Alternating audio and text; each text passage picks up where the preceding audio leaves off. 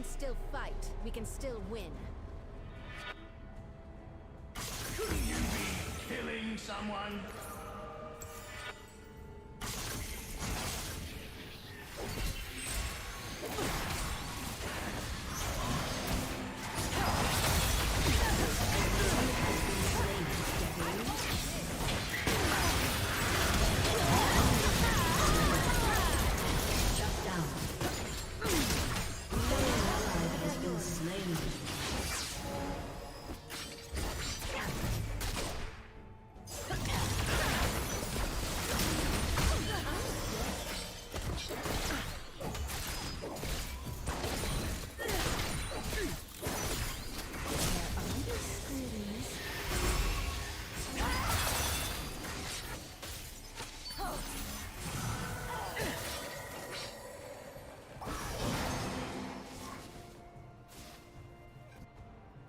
Here, one more joke about doing the bunny hop.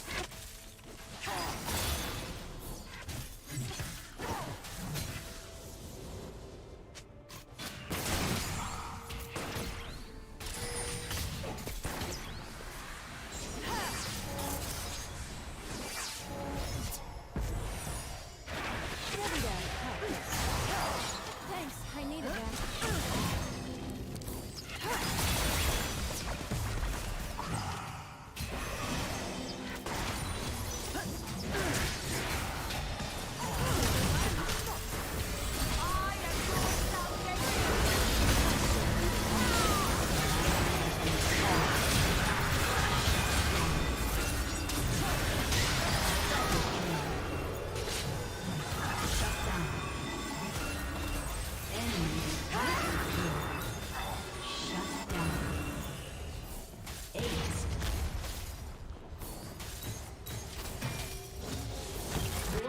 Has been destroyed. Reporting in. I'm alive. Returning to duty.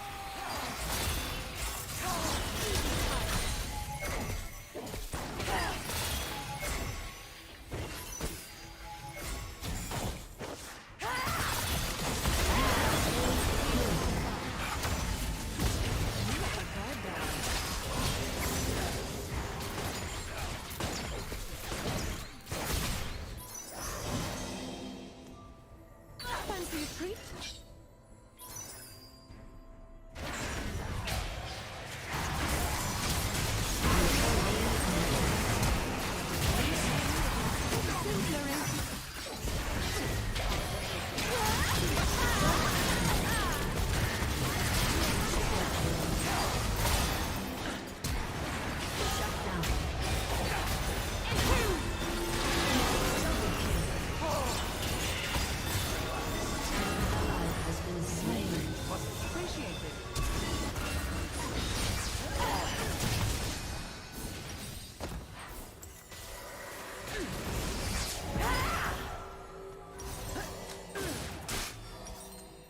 We go down, we bounce back even stronger. Shut That's how down. we survive. Fight for brilliance! Shut down.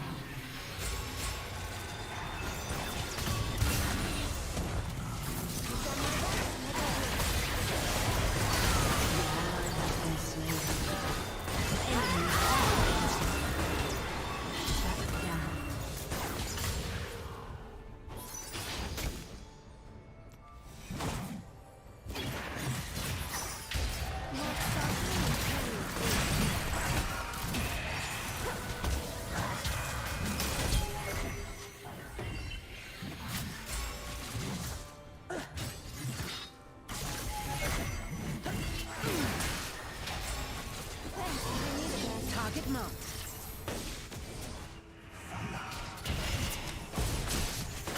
You got my back, I got yours.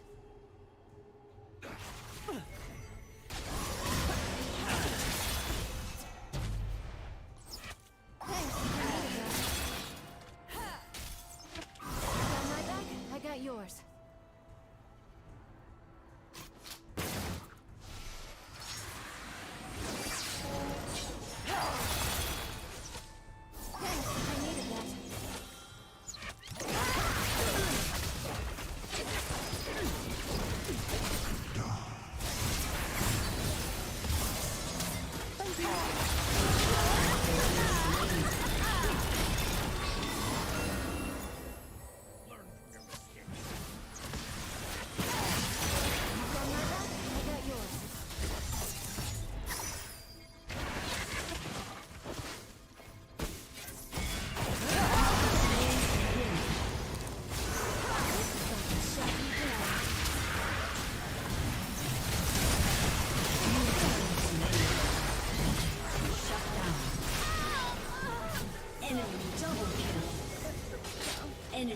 Double kill.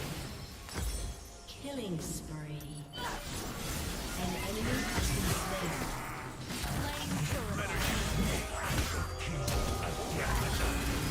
Shut down. Aced. They won't get the best of me again.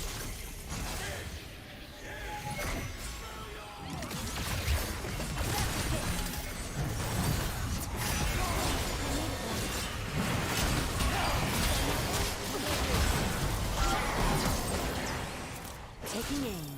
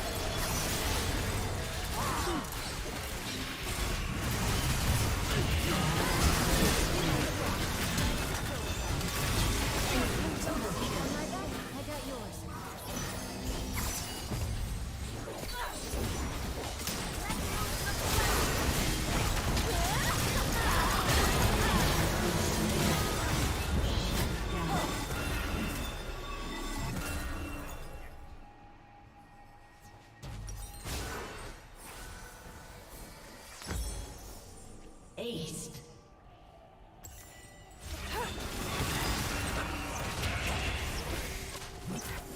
Your turret has been destroyed.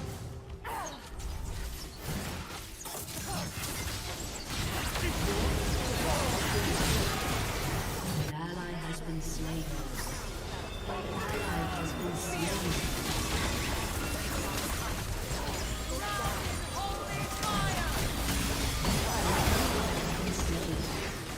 Enemy double kill.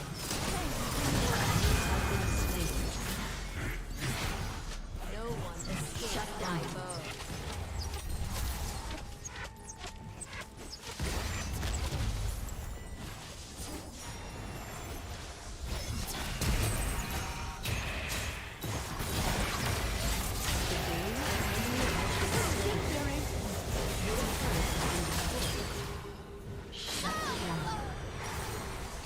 Shut down. Aced. We can still fight.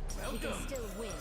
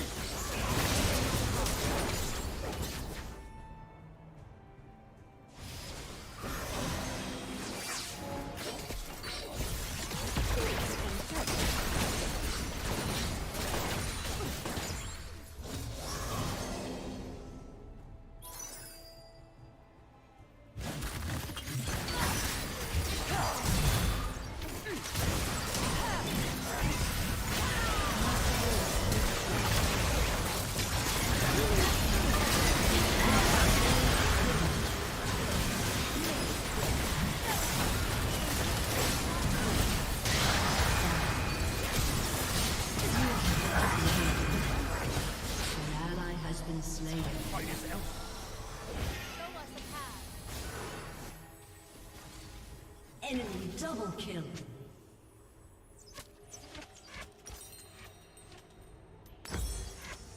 Ace.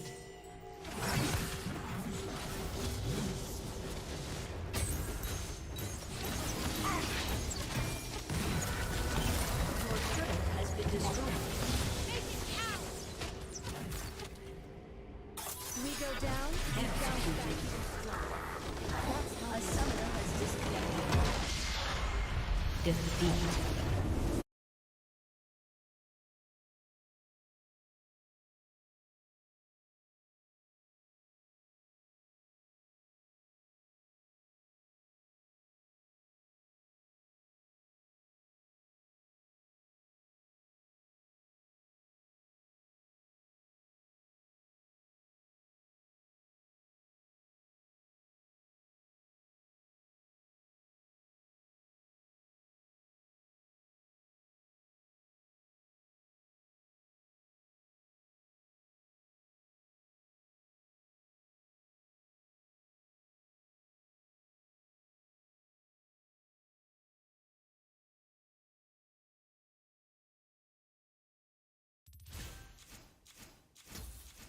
just want to give you guys my honest thoughts.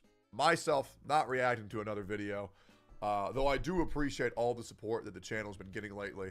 We've actually been averaging about 1 million views every 48 hours, as well as getting a shit ton of new subs. We've already gotten over 8,000 new subs in the past week. And I just want to say, you know, I'm not a robot. I notice all this shit. I appreciate it. And even more so, the amount of you all who have had my back on social media. A lot of y'all who started off hating me and now enjoy my content that I really appreciate, okay? I don't hold it against anybody who hates me. I get it. I'm abrasive. Okay, I have very strong opinions, and I do not hold that against anybody who's ever thought ill of me. Trust me, I get it, okay? If I were you, I would find me annoying too. I want to give my honest thoughts about 4.4, the content creator controversy, the rewards dramas, and CN. I'm going to attempt to have my thoughts pretty rationalized and pretty ordered, and hopefully this video isn't all over the place, but allow me to begin with this. I want to remind you guys what the 72-hour rule is that a lot of content creators and businesses alike go by. The 72-hour rule is you do something horrible, you go radio silent for 72 hours, and then once that's over, people will generally forget about it or at least have a lot more tame response because the outrage period is generally 72 hours. We are currently getting the 72-hour treatment right now. There is absolutely no way that Hoyoverse, and I want you to genuinely think about this, there's no way that they didn't see the fire that was set on Twitter, on YouTube, on Twitch, on China, on Douyin, all across all Chinese social media. There is no way they didn't see any of it. They've seen it, they've noted it, they're aware of it, and they don't care. They're going to wait. They know that the majority of player base are ADD TikTok Zoomers. They can't keep up the criticism for longer than 72 hours. They'll get bored, they'll go play Cub Penguin, they'll jerk off to Eula, and then they'll forget about it. Reading a comment real quick. Calling out these horrendous rewards and speaking out on the many out-of-touch things this company has done, as well as the terrible treatment of the player base is not drama. Please stop overgeneralizing any form of criticism as drama, and it goes beyond the scope of just rewards. The concerns surrounding Genjimek run deeper. Players are expressing their discontent and seeing the game's immense potential going to waste. The issue revolves around wanting a healthy relationship between players and company. Now, that comment by Haril, I 100% agree with, okay? We need to stop encouraging and agreeing with content creators who say criticizing the game equals drama. Saying that you don't like the game is negative. Saying that the game needs work is toxic. I'm going to let you know this. Those players, the ones who criticize and be honest about the game, are not toxic. Those are normal players, and every other game does that. The people who are generally toxic are those who are weaponizing their ideals against other people to prevent them from doing something. Who's the person in the wrong? The guy saying, hey, sure would be nice if we got treated with respect. Or, hey, did you see what this guy said? He's being toxic. Cancel him. He said he thinks Genshin needs work. What a horrible human. Like, are we really going to allow these people to have power? That's who you want to have power. The people who say that if you speak your mind and that if you're genuine with your community and you actually voice your concerns, then you're a problem. Holy shit. What the, dude. Just think about it for 5 seconds. Is that really the ideals that you want to listen to? Is that really the cozy, positive vibes? Do you really want to watch a stream? Do you really want to watch a YouTube video when you see somebody go, oh, dude, I love this game so much, when you know that they hate it? Is it so wrong to be truthful? Is it so wrong to be genuine? Well, in my case, of course, yes, it is. It's very bad when I do it. Here's the difference between what I do and what other people do. I will say my mind 100% of the time with no hesitation, every single opportunity when there's a reason. Here's what other people do, okay? Hey guys, what do we think about video games? Okay, what's chat saying? What is chat saying? Okay, they're not really saying much right now. Okay, that guy said hate him, that guy said bad. Oh, that guy said they're fun. Okay, they said they're okay. Okay, they said they're okay. Okay, they said they're okay. Guys, I think video games are okay. Jesus fucking Christ. Okay. Do we really want a community where the only people who say anything is piggybacking off of what everybody else said? Is that really the takes that we want? Do we really want to force this mentality of, oh, look, this guy said this and his video blew up, I'm gonna say this too? Oh, this guy had this opinion, everybody liked it, I'm gonna have that opinion too. It's like a bunch of parasitic posts, and I don't get how people are buying into it. I'm sorry. It's really, it's a good step, but it's really not enough if people are only saying things that everybody else is already saying after they've already said them. If you say it when it happens, it's going to have a much more larger impact. Everybody knew you can like 4.4, but you have to understand 4.4 compared to 4.1 or 4.0 or 2.0. It's not good. It's underwhelming. There's no way to use any adjective above pretty good and not be disingenuous. It's a small little new zone, a character that you have to pay maximum $300 for, and then some rerun minigames. When you're saying that this update is crazy, all that does is reinforce Hoyoverse to feed you the same pig slop. Imagine the reaction online if when people saw that shit, they gave their genuine reaction. If every reaction that came out on 4.4 was the truth, guys, it's been almost 10 days since then. If every single reaction was, this shit's pretty underwhelming, not gonna lie. But instead, what we got, oh, dude, this update looks great. 10 days later, you know what, guys? I feel like Genshin Impact's in a pretty rough spot, and they need to start respecting their players. Do you not see how bad that is? Like, do you not see that? Because the thing is, everybody knows the game needs work. But if we don't say it when it needs to be said, it's going to have so much less of an effect. Since the current protest didn't do much, in your opinion, what do you think it'll take for Genshin branch of Hoyoverse to finally listen to the community? And more importantly, what will it take for Global to finally have a voice? I am going to say this now. And a lot of you are probably going to roll your eyes and say, well, you weren't going to play anyways. I'm not going to play 4.4. And you can roll your eyes and say, yeah, you weren't going to anyways. And you're goddamn right I wasn't. But I'm going on record. No matter how much my curiosity is piqued, I will not be playing 4.4 whatsoever. I will not be rolling for Zhan Yun, which really pisses me off. It genuinely makes me really angry because she's really hot. But it, I'll just stroke my shit to her offline and I won't care about the character 48 hours after because she's probably going to be mid. Even if she's broken, who cares? What content do I need a broken character for? It doesn't exist. And I mean this genuinely. I will not be playing 4.4. And I will not be rolling for Zhan Yun. Now, obviously, I feel like if you're not enjoying a video game, then you shouldn't play the video game. Games are meant to be for fun. And if you're playing the game and feeling disrespected, I highly encourage 3 things. Stop playing the game, rate it 1 star on the App Store, and for the love of God, don't pull on Zhan Yun. 4th, don't even watch a Genshin Impact stream. Just don't do it. That's the only way we can communicate. Now, I will say this. Twitter goes out and they say, hey, we got all these quality of life changes and we're putting out some decent rewards. Great. Go back. Enjoy the game. But protests really aren't going to do much unless you actually do something about it. Now, I believe in a world where Zhan Yun's banner tanks.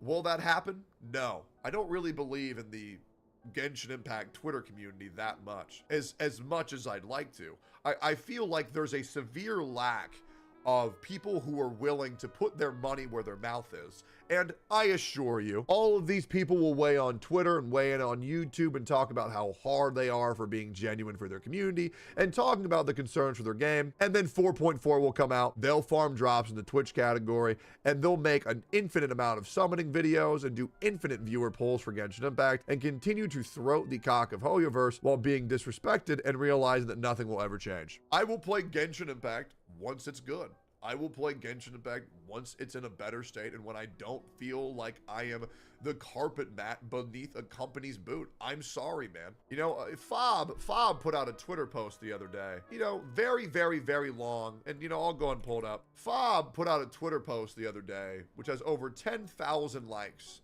And lots of Genshin Impact creators going, yeah, yeah, yeah. I agree.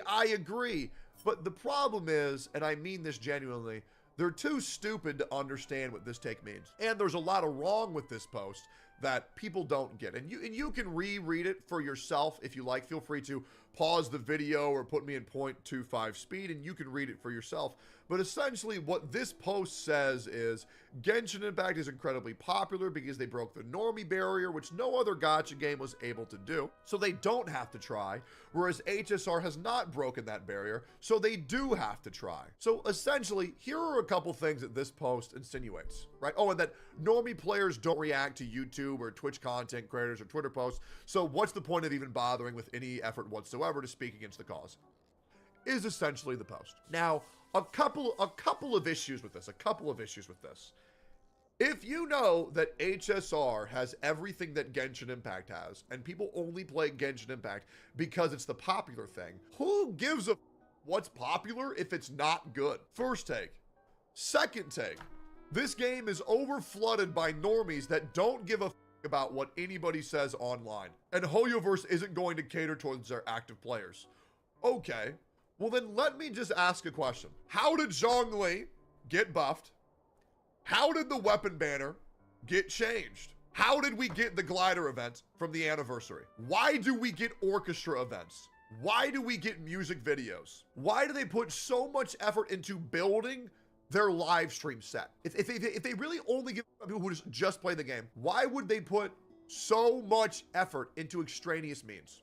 Genuine question. I don't believe that Hoyoverse only listens to the normies. I believe this is a doomer take made by a doomer content creator. Don't get me wrong, I got no issues with Fobmaster, but he's very pessimistic, and to be honest, rightfully so. If I had to play Genshin Impact every stream, I would also lose my mind. But this isn't a post that I'm going to get behind because I do believe that Hoyoverse will listen to their active outraged members because they have a track record of doing so in the past. But that's just my opinion. The only thing that I encourage you guys to see and just become aware of is, and I don't mean to virtue signal too much. I believe everything I've ever said, at least the vast majority of things I've ever said, I stand by.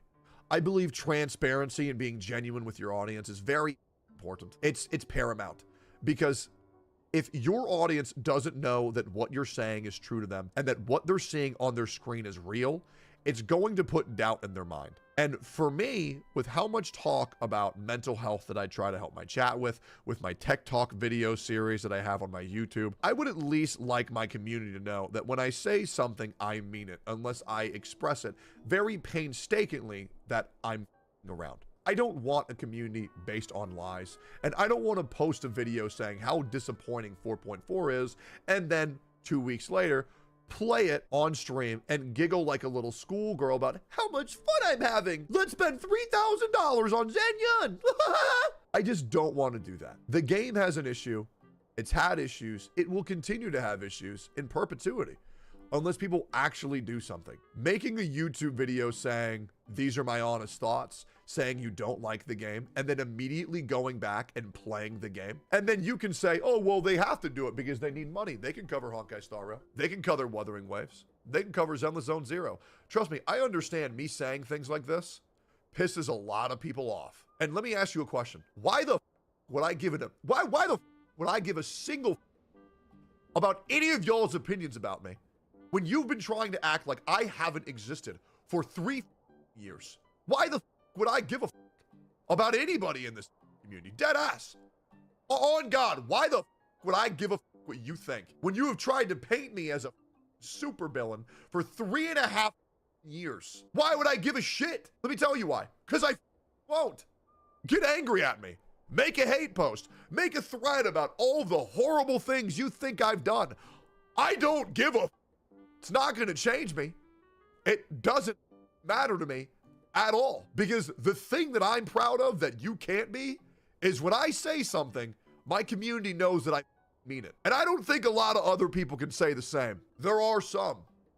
There are some great creators in the gacha space. But these ones who go out and say how toxic and horrible I am, I don't trust them as far as I can throw them. The fat, nasty bitches. And I don't give a if you think that's mean. I don't care. These people have pissed me off for 3 years, but what they don't get is I get motivated by people with me. It's been that way since day one, since I was a little kid. When my parents told me Pokemon didn't exist.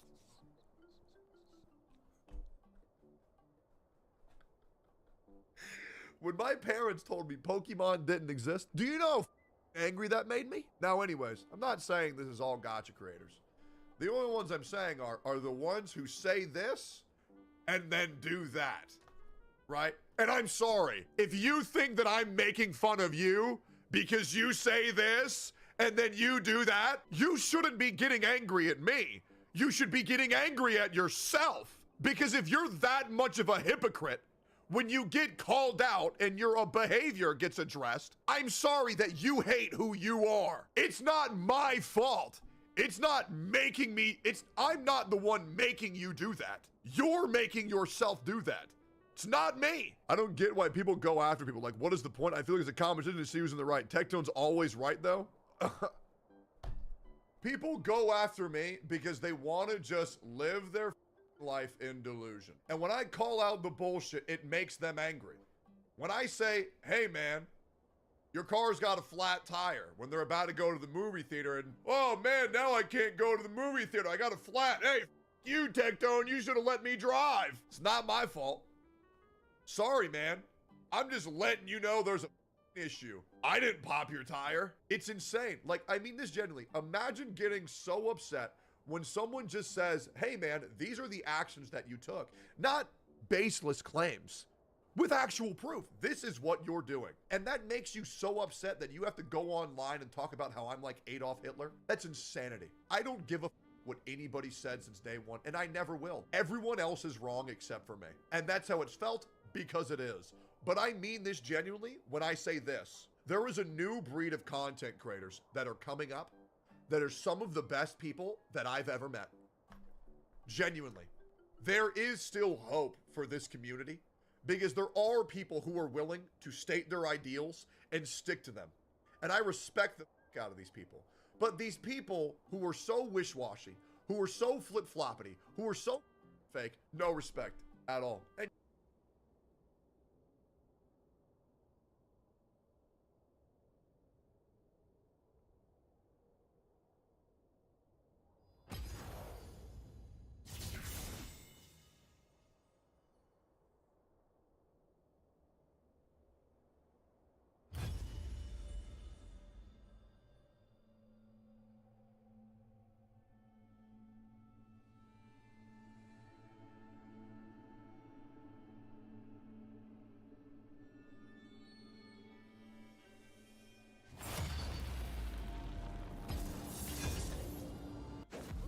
How about a magic trick?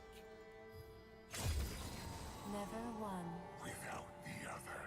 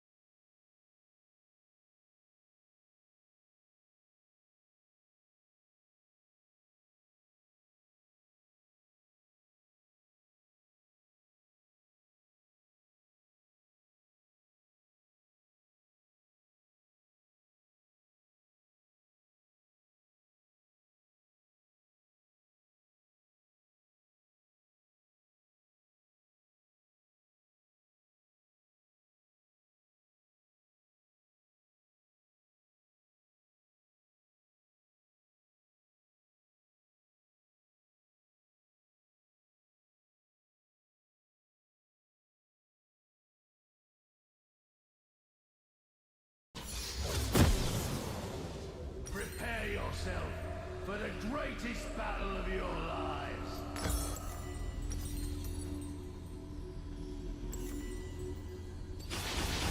Every round.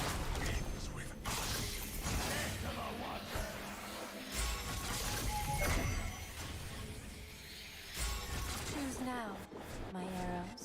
Or my teeth. Sorry, I wasn't paying attention. What are your weak spots again? Welcome to the Howling Abyss. Words. I love you, thank you. Are you imitating me? There's somewhere else I gotta be. Literally. Minions have spawned. You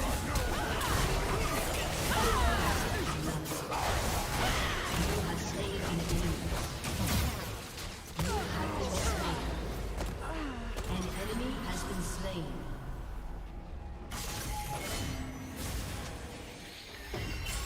The weft and weave of fate guide. Good choice. That one's seen a lot of life.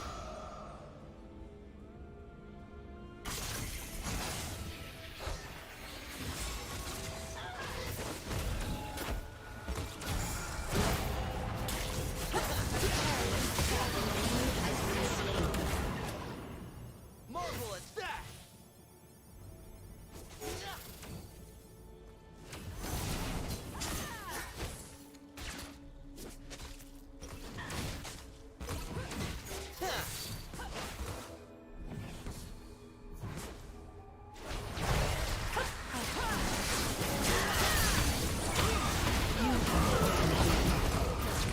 An ally has been slain. A summoner has disconnected.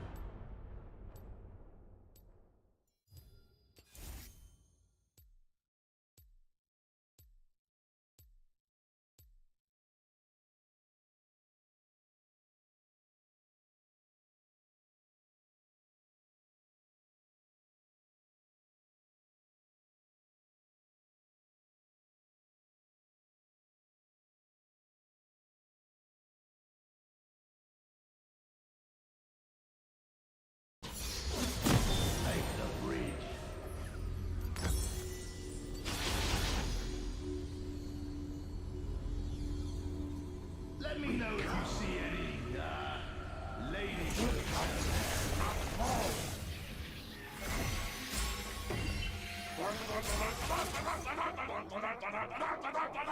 Stand against them.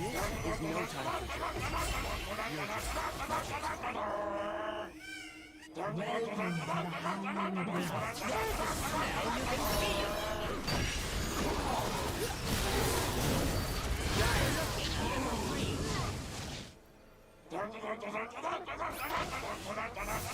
Minions have spawned. I'm gonna want that.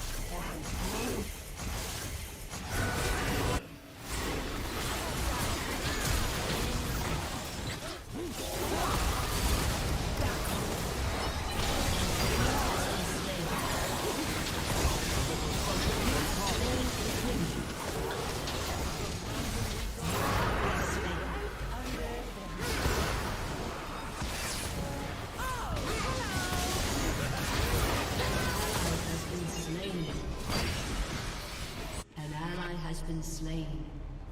An enemy has been slain. Shut down. It's an ancient artifact, but it's still good. Getting hungry.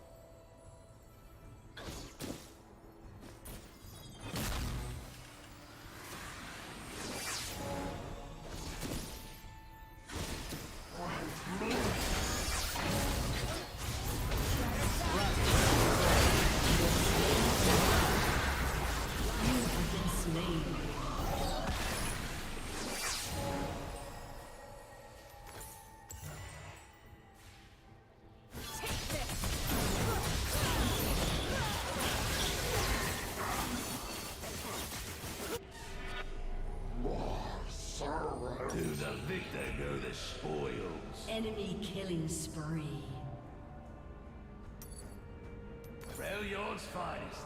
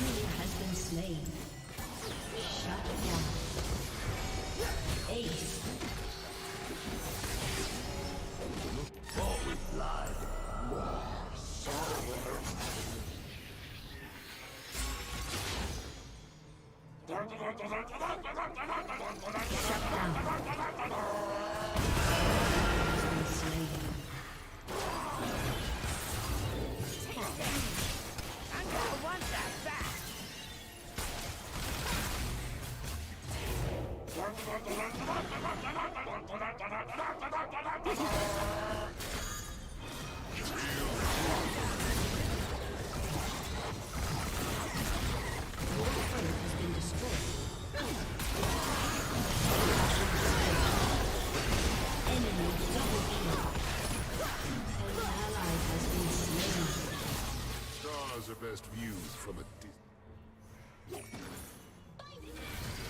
Enemy rampage.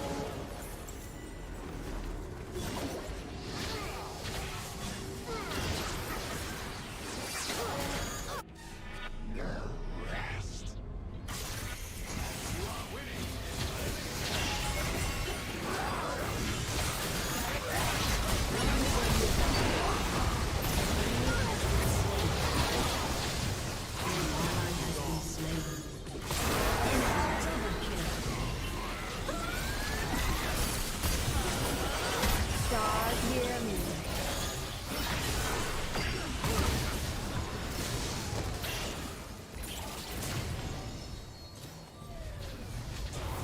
Fight on.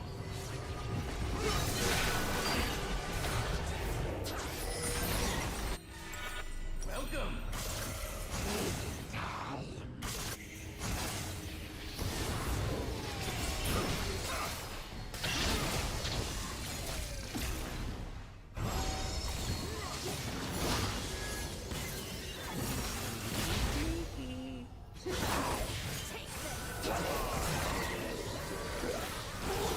An enemy has been slain.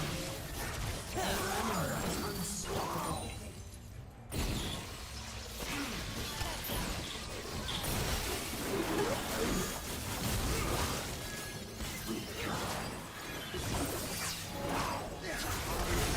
You have been slain. A little glimmer in your eye. Has been slain. Enemy double kill. Enemy double kill.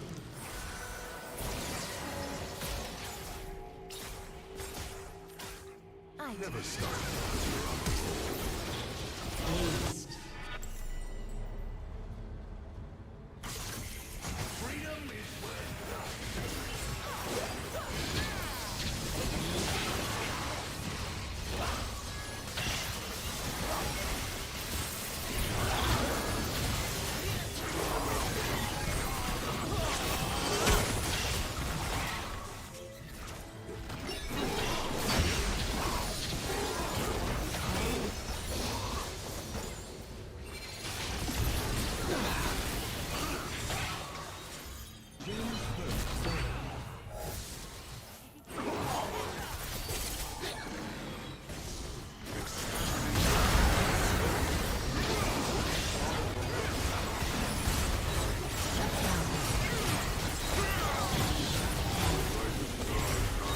Triple kill. After they're gone.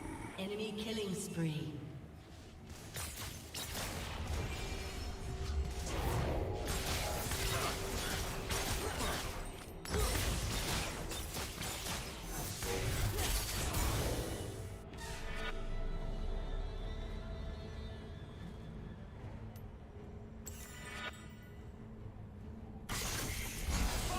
An enemy has been slain.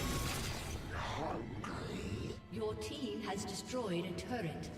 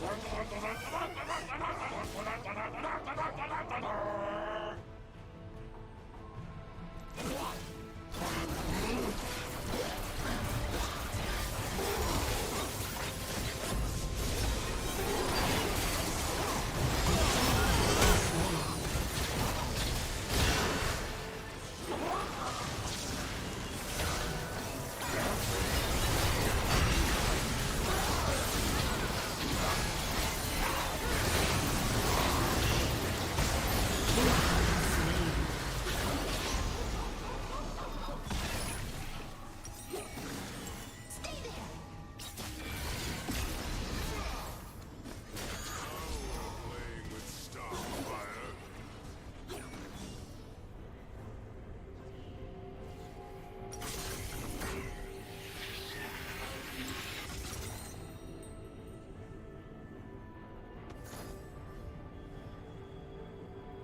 An enemy has been slain.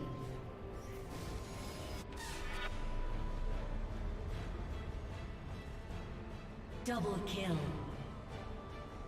Sharpen it on their skulls. Shut down.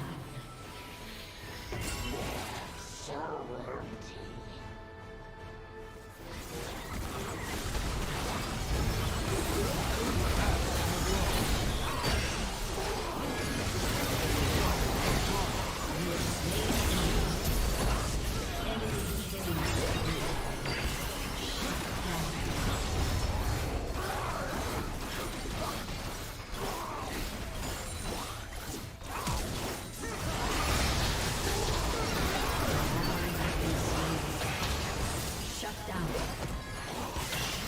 Enemy double kill.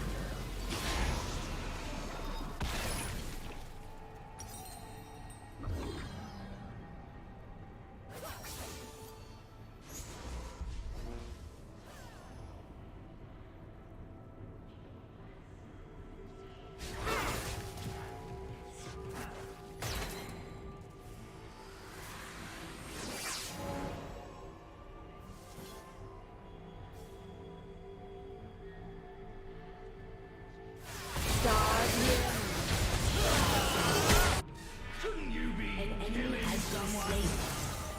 An ally has been slain. Shut down. An ally has been slain. You have slain an enemy.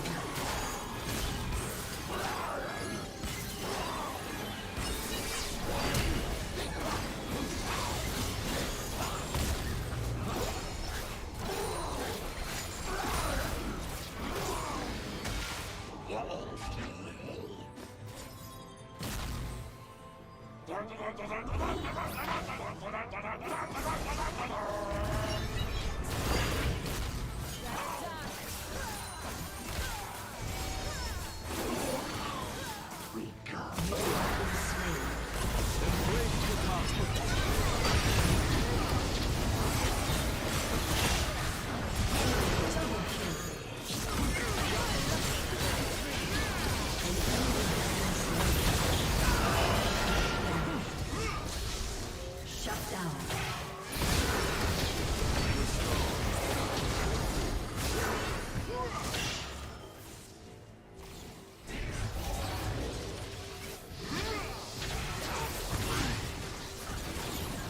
Ally has been slain.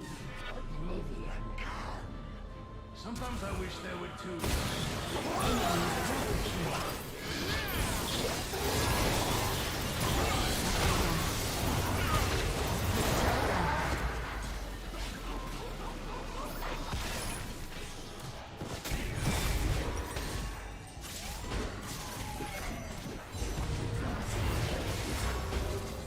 I'll be right under the moon. An enemy has been slain.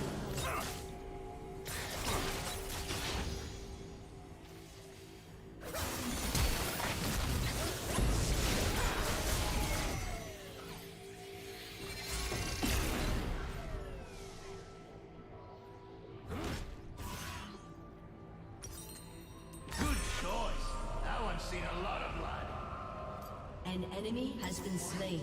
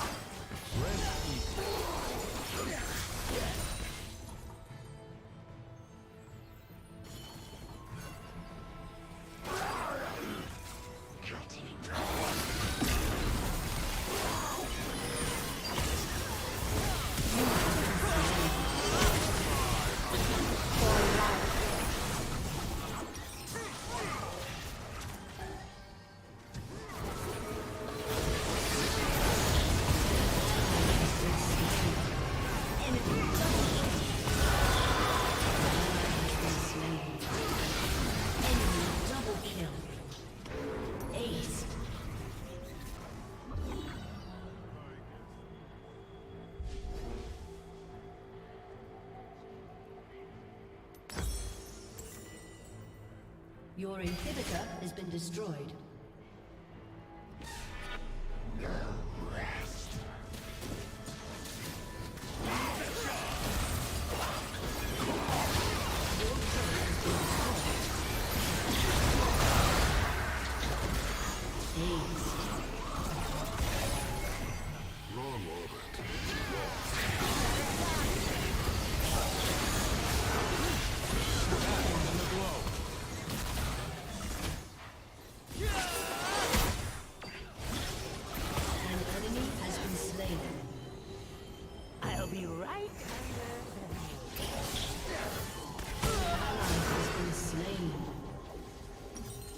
An enemy has been slain.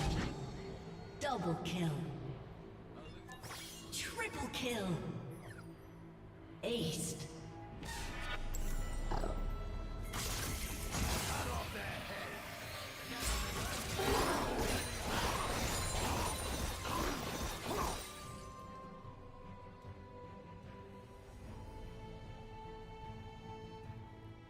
Feeding time.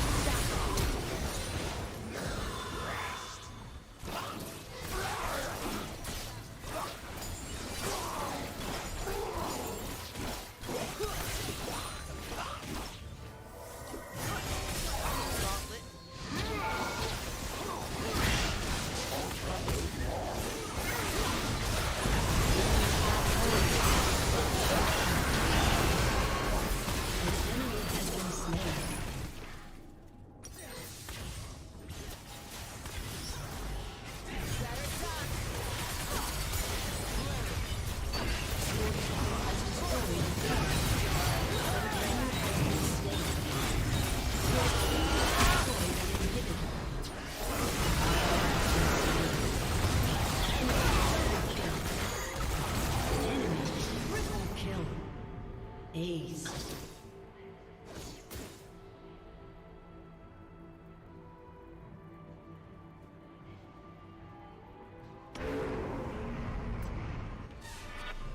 That one's magical, I think.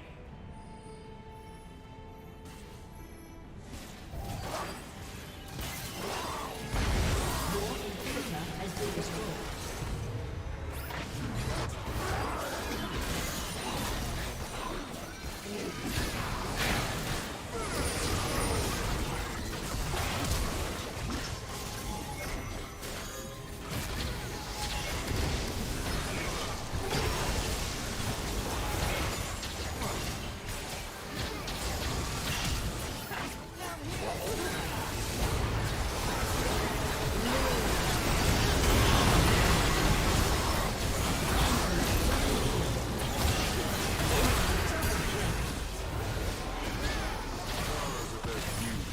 Distance. Enemy triple kill. Ace.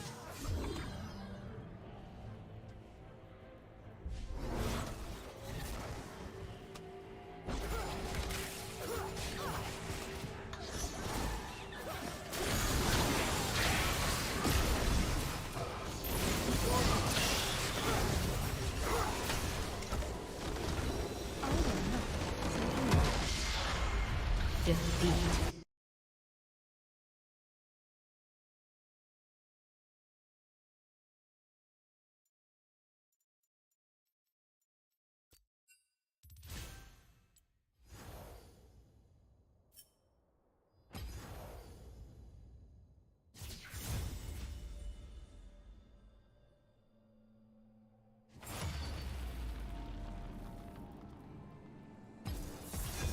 Rock solid.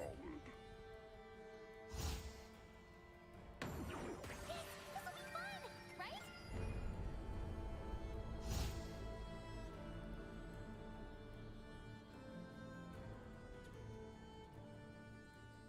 Hello everyone! This is Running on Empty Food Review. Well, hello ladies, gentlemen, and everyone watching. Welcome one and all to this newest edition of the Running on Empty Food Review series. I'm your host, the Report of the Week. Always a pleasure to be here. McDonald's. They did it. What exactly did they do? They took a classic. They took the Big Mac. And this is... It's got me thinking, and surely other people are thinking it too. Did they go too far? Is this just too much? Because this is the Big Mac, right? This isn't the tiny Mac. This is the famous Big Mac sandwich. And they did something to it. They did something that has never been done before. Actually, it has been done before. They did it 4 years ago, but it sounds better if I pretend that never happened. What did they do to it? They took the Big Mac, and they doubled the amount of beef on it. That's right. McDonald's has now released the double Big Mac for a limited time, as if the option to add extra meat to your Big Mac burger never existed before this point in time. Now it does, because now officially you can get a double Big Mac. Yeah, that's right. It's one of these releases that it has some people talking. You know, it's the Big Mac. It's an iconic sandwich. Everyone, you know, when you think of McDonald's, you think of the Golden Arches, and you think of the fries, and you think of the Big Mac sandwich. So any sort of change to such an iconic item does get people talking. It drums people's interest up, and some people they've been saying mixed things about this release. Essentially what it is, as I sort of tongue-in-cheek pointed out, you have the Big Mac, which is pretty much unchanged, right? It has the beef patties, it has lettuce, it has the cheese, pickles, onions, and of course, the secret sauce. It usually has 2 beef patties. That's the big appeal. It has the 2 beef patties, and then, you know, it's split with the middle bun. Now, if you get the double Big Mac, it has 4 patties on it instead of 2, so it's essentially, as you'll see in a moment, has the 2 patties on the top and then the 2 on the bottom. They are still separated by that middle bun. And that's all that there is to it. It's just a Big Mac with some extra meat to it. But anyway, some people have been saying that maybe it's too much of a good thing, as they said. That some individuals contend, anyway, that the Big Mac is just right with 2 beef patties, and that anything more than that kind of offsets the balance of everything and doesn't make it as enjoyable. Now, whether that's true or not, I'm going to find out in tonight's review. And essentially, it's going to be pretty straightforward. It's a Big Mac. I've reviewed the Big Mac probably a dozen times already, so I don't know how much there really is to say. So essentially, I'm going to be looking at this, see how easy it is to eat, and does the extra meat make it worth it? Does it really add to it? Does it detract? Does it make it too sloppy to eat? Does it cancel anything out? You know, and just see what sort of effect, if any, has it on this iconic sandwich. I have also noted, as far as the double Big Mac goes, it seems to be available at every McDonald's. But I have noticed that online, it's not on every online, let's say, delivery service. Some it's there, some it's not. But if you go to the store, 100% they'll know what you're talking about, and you'll be able to get one. But there are some services, like DoorDash, for instance, that may have it as well. And price-wise, the price varies based on location. I've heard people say that it's generally the cost of a Big Mac with an extra charge of around $1.50. So whatever the Big Mac is in your area, add $1.50 to perhaps $2 to it, and that's what the price of this is. In my case, the double Big Mac came out at the price of around $7.50 for the sandwich by itself. No meal, no sides, no drink, just the sandwich, $7.50. Some people have said theirs was $6, other people said theirs was $8, so the price varies. So anyway, I'm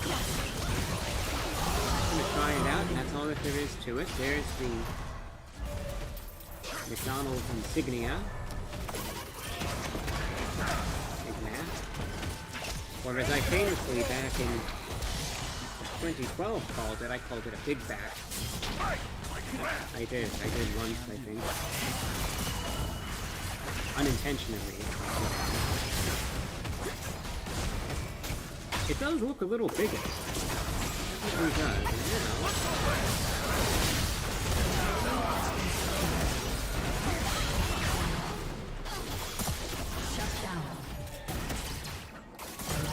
Actually, I want to do off this by accident. Then that would be a disaster.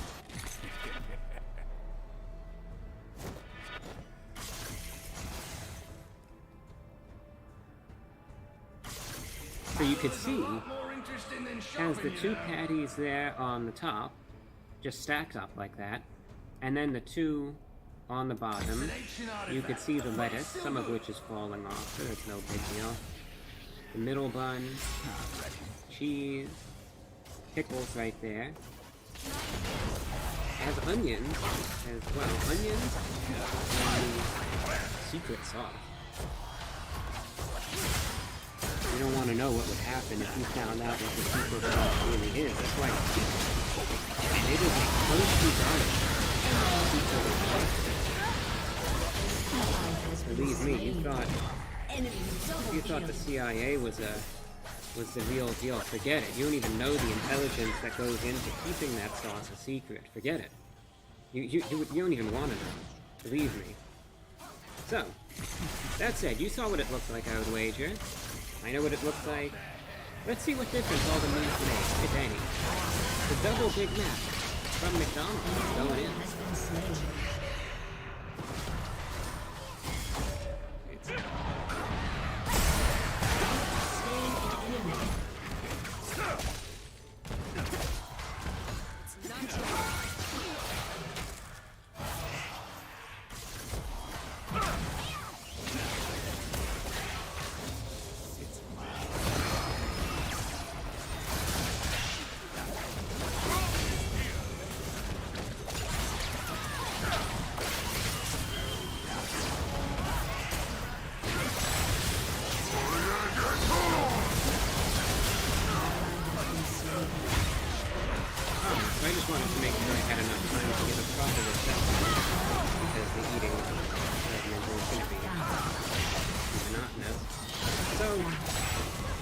I'll show you just this quick cross-section, and then get to it. You could see, right there, you could easily see all 4 of these patties. 1, 2, 3, 4. Right there, back on top of each other like that. So, what do I notice? You know, as far as the quality of the sandwich is concerned, you know, as far as the integrity of the ingredients, everything is perfectly fine. The buns are fresh. You know, the good sign is that the top bun, despite the pressure that I was putting on it, as I'll explain in a moment, it didn't disintegrate. Sometimes, you know, I've ran into this problem with a Big Mac before, where the bun is going to be a little stale, and I'll try to get a good grasp on it, and it just, like, sort of disintegrates. And that's never a good sign, and I've seen it happen all too many times, especially at McDonald's. But in this case, it's perfectly fresh. And that's good, that's what you hope to see. As far as the quality of the meat is concerned as well, yeah, it's McDonald's, it's fast food. That's, you know, you're obviously not going to expect this to be like some sort of gourmet burger. But all things considered, it's still juicy, it's flavorful. I could definitely taste, of course, the salt and pepper seasoning that they have on the beef. So I could definitely taste that. It's especially pronounced because there's 4 patties, all of which are seasoned to an extent, compared to the usual 2. So that sort of nose is a little stronger in the double Big Mac than it would be in a single. And likewise, the flavor of the meat is just a little more pronounced. You just taste it a little bit more. There's obviously, volume-wise, more in every single bite. As far as the rest of the ingredients go, the lettuce is fine for what it is. Not the highest quality in the world. The onions you could taste. Let's see. Pickle is there. So, just looking.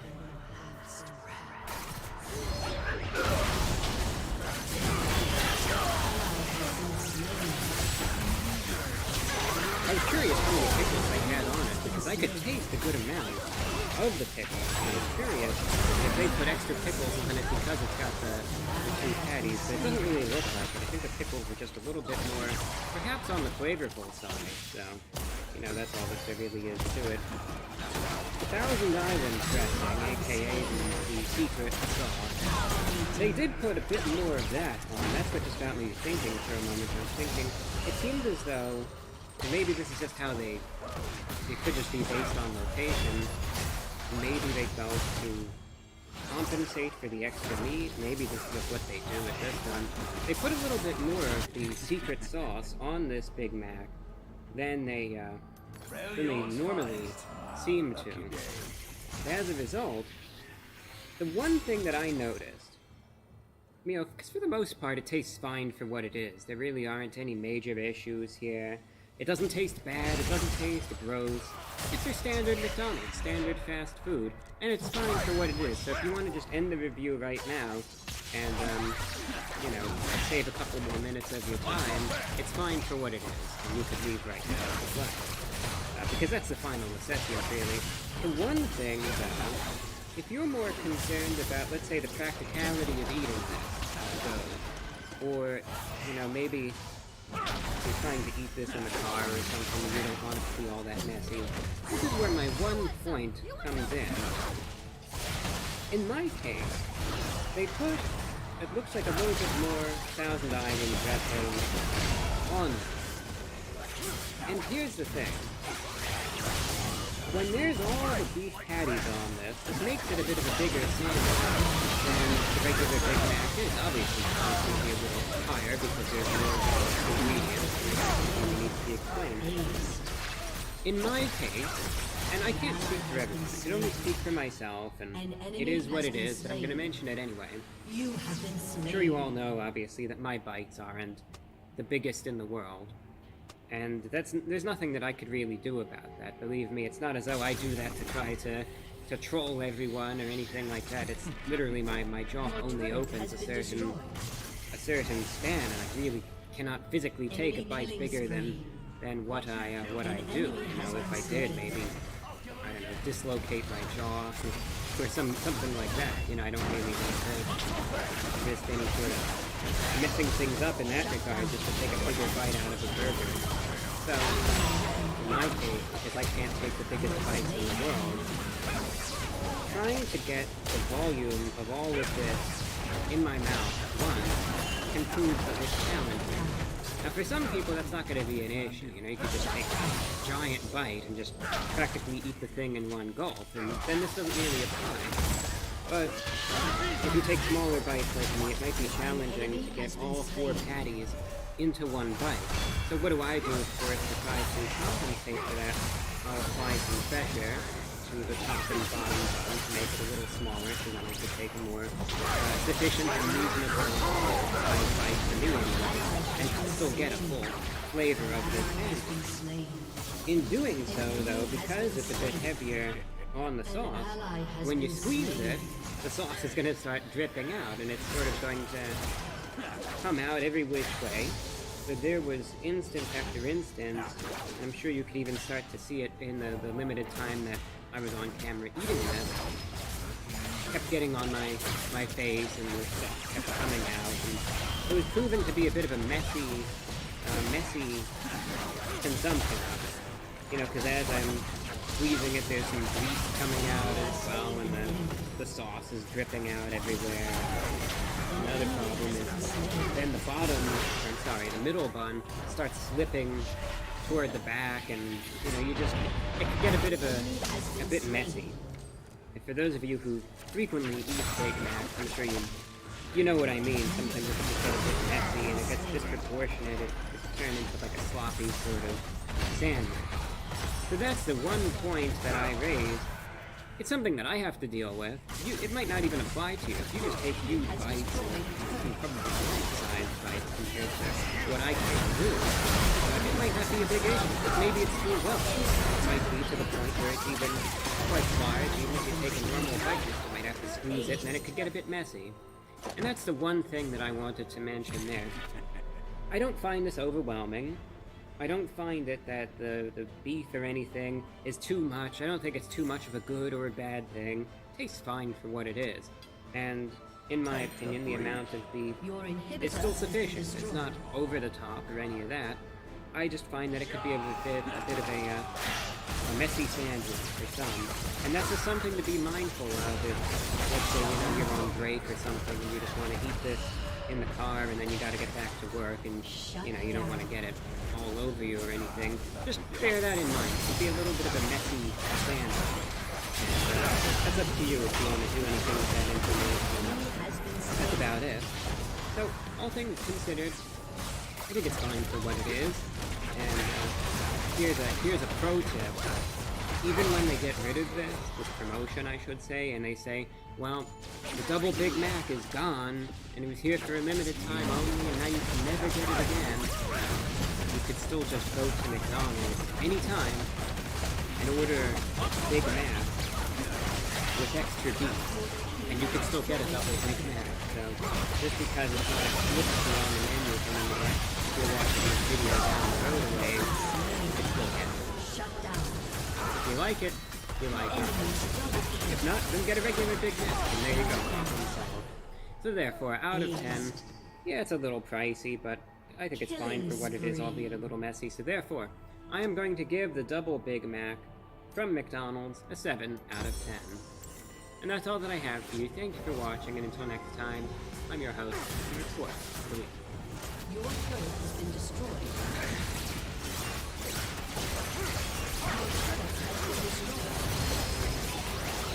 All right.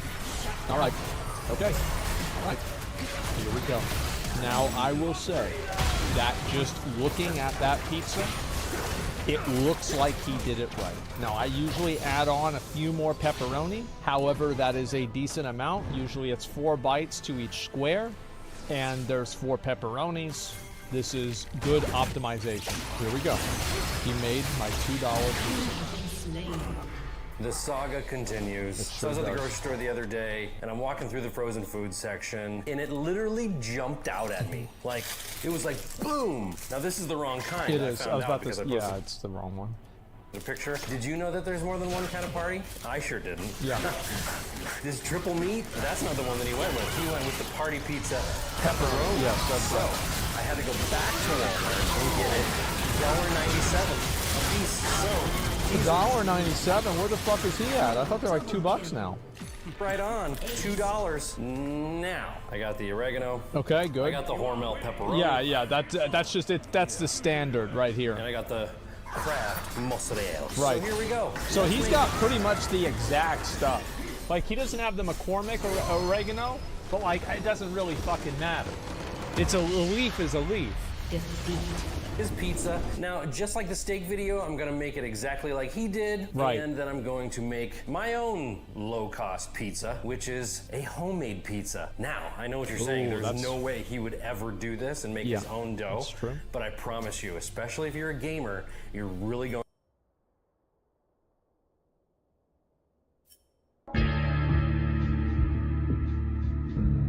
I want to know what happened to torture devices. Back in the day, people had an amazing time just torturing the out of everybody. Needed to know something? You broke someone's finger. You thought somebody was a witch? You crushed them to death. It was a simpler time. And this thought process of mine was propelled when somebody sent me a picture of the brazen bull and they said, "This looks like you." And it does. It does look like me.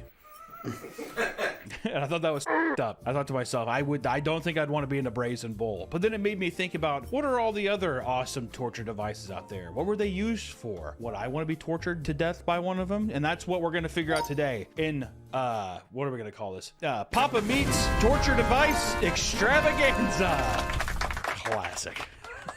Classic. I think it's going to be mostly medieval torture devices, but we might skew into, a little more recent years. But, we're not going to be doing waterboarding. We're not going to do anything that might be at Guantanamo Bay. We're going to keep it lighthearted. These people have been dead and tortured hundreds and hundreds of years ago, so it's fine. We can joke about it. Who cares? And we're going to start off with a classic. I feel like everybody's kind of heard of the rack before. It's a classic. I mean, it stretches you. You get all stretched out, stretch the victim's body. They do a thing where they're just like, they get stretched out like that. It's pretty sweet. It's a torture device consisting of rectangular, usually wooden frames, slightly raised from the ground with a roller at one or both sides. So people are sitting there and they get you up and they're just like, confess! And the person's like, I don't know what you mean. And they start stretch you out and your bones start breaking. It's good stuff. I would, if I had to, would I want to be killed by the rack?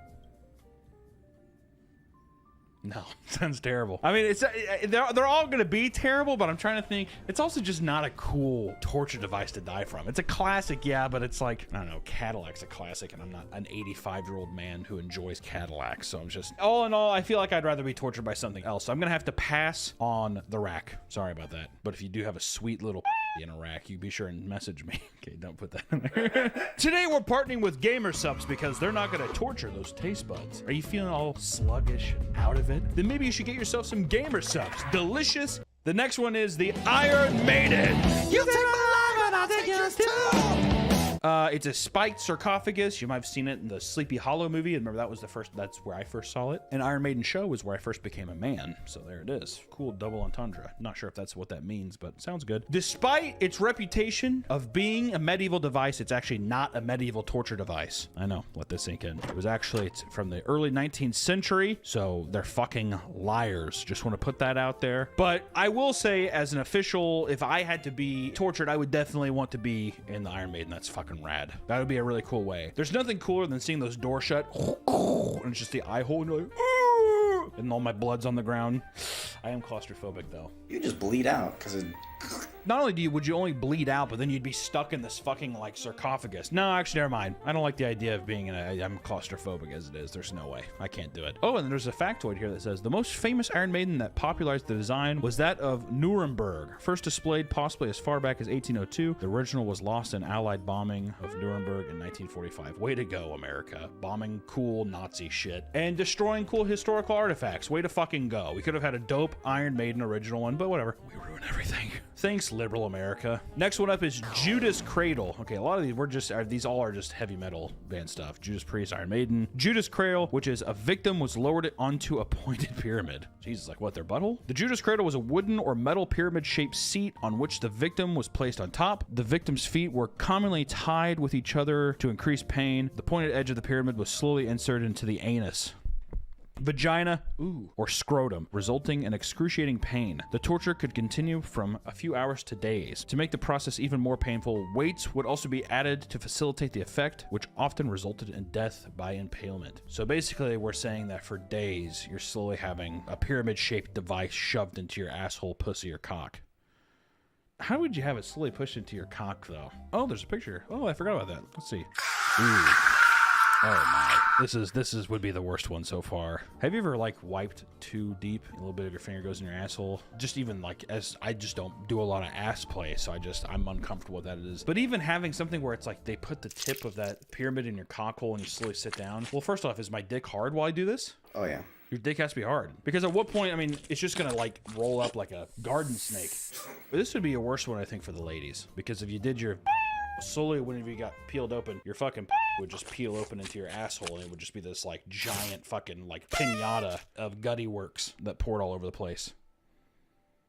I'm gonna pass on the pyramid, dude. Judas Cradle, creative, but I'm gonna have to pass on it. You're a sexy little torture device, but it's also, you know what it is too? If you're a big fatty up there, all your tits and you're just fat rolls, it's also kind of public humiliation too, because you have to be naked. That's a brutal one. Next one is the Brazen Bowl, which is the one earlier. This would be my literal hell. Victim is locked inside a large bronze bowl, and they fucking cook you inside. They put a fire underneath it, and you get cooked inside. Was a torture and execution device designed in ancient Greece. Way to fucking go, Greeks, dude. According to legends, the Brazen Bowl was designed in the form and size of an actual bowl. It had an acoustic apparatus that converted screams into the sound of a bull. That's very metal. That's one of the coolest things I've ever heard in my life. The Romans have been claimed to have used this torture device to kill some Christians. Fuck God. That's awesome. Brazen Bowl, once again, first off, just being locked inside of an area, and then slowly my skin is just melting off. It's a no-go for me. To be fair, so far, I think that's the coolest one, to where I'm inside the bowl and I'm like, ah! Ah! Ah! And outside the bowl, it's just like, because that's what they're saying that it would do. So that's kind of cool too. What if there's a guy who's just laughing on the inside? Now that would be kind of creepy. Coming up. Brazen Bowl. Whatever, dude. I don't need you guys' fucking validation. But the Brazen Bowl, it's a no-go for me. So what did I say yes on any of them? I think I've said no to all of them so far. I'm a picky little boy when it comes to being tortured. If I'm gonna get my rocks off to this, then I at least want to have a good time. Ooh, wheel torture, the breaking wheel. Limbs were broken and woven through spokes. Ooh. The breaking wheel or execution wheel, also known as the Wheel of Catherine. Who the fuck is Catherine? The fuck do they have against Catherines, dude? Jesus. Or simply the wheel was a torture method used for public execution primarily in Europe from antiquity through the Middle Ages by breaking the bones of a criminal or bludgeoning them to death. I don't know why. Bludgeoning is such a funny word to me, honestly. Also, I just imagine my ass getting bludgeoned to death, and it's just kind of funny. Just a big fat guy getting hit to death would be kind of funny. People, it's like, don't even break his bones, just hit him with a club to death. Used against murderers, rapists, traitors, and or robbers. I would like to think in this scenario, I was a traitor. Yeah, I don't know who I was a traitor against, but I wronged somebody dearly. I gave someone all my trust. I was like, don't worry, I'm on your side. And I just fucking hightailed it down the road. I'm just like, you won't even believe what I just found out. And just immediately fuck over the person that I was supposed to be with. And for that, I get bludgeoned to death by a river. I like to imagine I get bludgeoned to death by a river. The primary goal of the first act was the agonizing mutilation of the body, not death. Now, that doesn't sound pleasant. You know what? I think we got our first official yes, though. I like this one because I feel like my bones are very soft, so they would break quickly. It wouldn't be like something where it's like it starts to crack or anything. I think it would just be a clean, quick break, and then they'd bludgeon me to death. Yeah, I'd look like a goddamn broken puppet, but yeah, wheel torture. That's a yes for me. That'd be fine. I deserve it. I'm a traitor. I'm Snowden. I'm a criminal against the state. The next one is Heretic's Fork. Classic. Yeah, that's brutal. I'm not going to be eating dinner with that fool. Positioned between the breastbone and the throat. It's just like a little fork that goes like this. Which also, it's like, what the fuck? Why would I not care about it? I just keep my neck like, okay, right? Helps your back problems. Helps my back problem, yeah. Wow, I've never had actually better posture in my life. Heretic's Fork just moved its way right up to the fucking top of the list. The device was placed between the breastbone and throat, just under the chin, and secured with a leather strap around the neck, while the victim was hung from the ceiling or otherwise suspended in a way so they could not lie down. The main purpose purpose being to keep the victim away from sleeping. Oh, because if you're leaned up, you can't be like, I sleep like this all the time. You fucking hang my ass however you want. I'd just be like... Actually, that's the problem. I have sleep apnea. My fucking lay back and my throat, my fat tongue lies in my throat. I can't breathe. Perfect. Heretics Fork. I would breeze past Heretics Fork. I wouldn't give a shit. How are they suspending me is what I want to know. You know, the worst thing is that I just don't know if I'd like the leather strap around my neck. I'd be like, put the fucking fork, do it. I'd be like, don't even need the strap. I'll do it for you. And I'd put it like this because I'd be so comfortable. They'd be like, they'd walk in the next day. Sire, has he broken yet? And he's like, no, he's got 9 hours of sleep every night. He's more rested than he's ever been. Oh, okay, I don't like this next one. Pair of Anguish? I don't like that name, first off. Oh my god, that is brutal. Expanded after insertion into orifices. What a fucking description. Also known as the Pope's Pear. That sounds sexual, in a way. The mechanism consists of a pear-shaped metal body divided into spoon-like segments that can be spread apart with a string or by turning a key. Its proposed functionality as a torture device is to be variously inserted into the mouth, rectum, or vagina, and then expanded to gag or mutilate the victim. Its historical use as a torture device is controversial. Why is it controversial, Nick? They don't know if they actually used it for torture. Are they using this for pleasure? I mean, it kind of said the Pear of Anguish, and it's the Pope's Pear. Either put it in the mouth, rectum, or vagina. Come on, dude. Once again, here we are again. I would welcome the Pope's Pear. I'd be like, fucking, where is this? Where's the key? Start turning, is what I would say. My asshole in medieval times would be calloused. It'd be like a woman's soccer, or a woman's, like, catcher's mitt. Old, used leather. I feel like I could make money off of it. I would do the fucking Pope's Pear in public. I don't give a shit. What is this? Is this the baby hour? This is what it feels like. I'd be all over the place. It'd be everywhere. With the Pope's Pear back in the day, my asshole looks like Mighty Joe Young's eye. That's what it looks like. Looks like King Kong's knuckle. That's what it looks like. That's what my asshole looks like. Oh, the Head Crusher. That's a good Megadeth song. Get by the Head Crusher. Wasn't that song right? Yeah. It's not a very inventive name. You can't go from Pair of Anguish to fucking Head Crusher. Slowly crush a skull. Well, that would be a bummer. This metal device featured a plate that sat below the victim's jaw, which was connected by a frame to the head cap. As the torturer slowly twisted the handle, the gap between the head cap plate decreased, crushing the skull, including the teeth, mandible, and facial bones, and ultimately inducing death. But not before the victim's jaw had been crushed and their eyes had been possibly extruded from their sockets. To aggravate the pain, the torture master would sometimes amuse himself by tapping on the metal cap with a small hammer. That is fucked. This feels like the first one where it's like, I don't know if you would go into shock quick enough. One of my biggest fears is there's this episode of Baki, the grappler, when I was younger that I watched, where Baki's squeezing this fucking guy like this. It's like his brother. He's like, in a headlock, and the guy's gritting his teeth, and his teeth fucking break, and they pop out of his gums. And ever since then, I've like had like a horrible fascination of like the feeling of your teeth clenching together so hard, and you hear them crackle and break and go out of your mouth. That would be a little too much. So far, this might be my no, Brazen Bull still, I think. No, I don't know. The Brazen Bull, do you think that you would pass out from your own flesh smoke? You'd probably suffocate from the smoke. Yeah, you're supposed to suffocate the smoke. See, now the Brazen Bull is just like, it's just the claustrophobia thing. If I wasn't claustrophobic, once again, I bet I'd smell good being cooked. Especially like morbidly obese people would probably smell very good being cooked. Be like bacon or something like that. Sizzling fat. Head crusher, that's gotta be a no for me. Breast ripper. Uh-oh! Torn or mutilated a woman's breast. Is that what breast ripper is? Okay, that's breast ripper, known in another form of the iron spider. That's so much cooler. The Iron Spider was a torture instrument used on women, usually who were accused of an array of negative attributes decided by male inquisitors. Wait, what? Negative attributes decided by male inquisitors. Your feet are too big. Rip her tits off! The instrument was designed to rip the breast from women and was made from iron, which was usually heated. Hello, Mary Elizabeth. Hello. You said that too loud! Get the Iron Spider! That's brutal. The more I read about like Salem witch trials, the more that to be a guy back then who just like an incel back in the day, so much power. So much unbelievable power. Pretty remarkable. The saw, victim sawed in half. Wow, once again, we're not really, come on now. The torturers would saw into the victim's crotch. All the blood in the head will oxygenate the brain so the victim will not pass out as one normally would under such excruciating pain. Typically, the saw would reach the victim's navel before unconsciousness, sometimes as far as the midriff. God damn. That's That's fucked. Thank God my dick is like small. I have like big balls and a small dick. I feel like you can cut through. Actually, I don't know. That'd even be worse. I feel like ball skin is definitely thicker than like cock skin. They breeze past that dick though, dude. I'm telling you. We're making record time with this, with this saw. I'm just like, oh, thank you. I know. Rat torture. Rat placed on the abdomen and heated from above. Now, this is a good one. This is one of the ones that was at the Kansas City Renaissance Festival. They had like a little castle that showed all of the torture devices, and the guy in there had it on his stomach, and I was always like, is that real? And I used to get all scared. A pottery bowl filled with rats was placed open side down on the naked body of a prisoner. When the hot charcoal was piled on the bowl, the rats would gnaw into the very bowels of the victim in an attempt to escape the heat. Serial killer Richard Kuklinski alleged in a series of interviews that one of his preferred methods of murder was to tie up a victim and leave them in a cave overnight so they could be eaten alive by rats. What a cool guy. Dick Kuklinski really was a fucking rad dude. Talk about some fucking like autistic energy from that. One of my favorite things to do ever is to kidnap someone and leave them in a... First off, a cave? Where the fuck are you? Like, what are you, a caveman? Where the fuck do you find a cave? Who here, have you ever seen a cave before in your life? You have?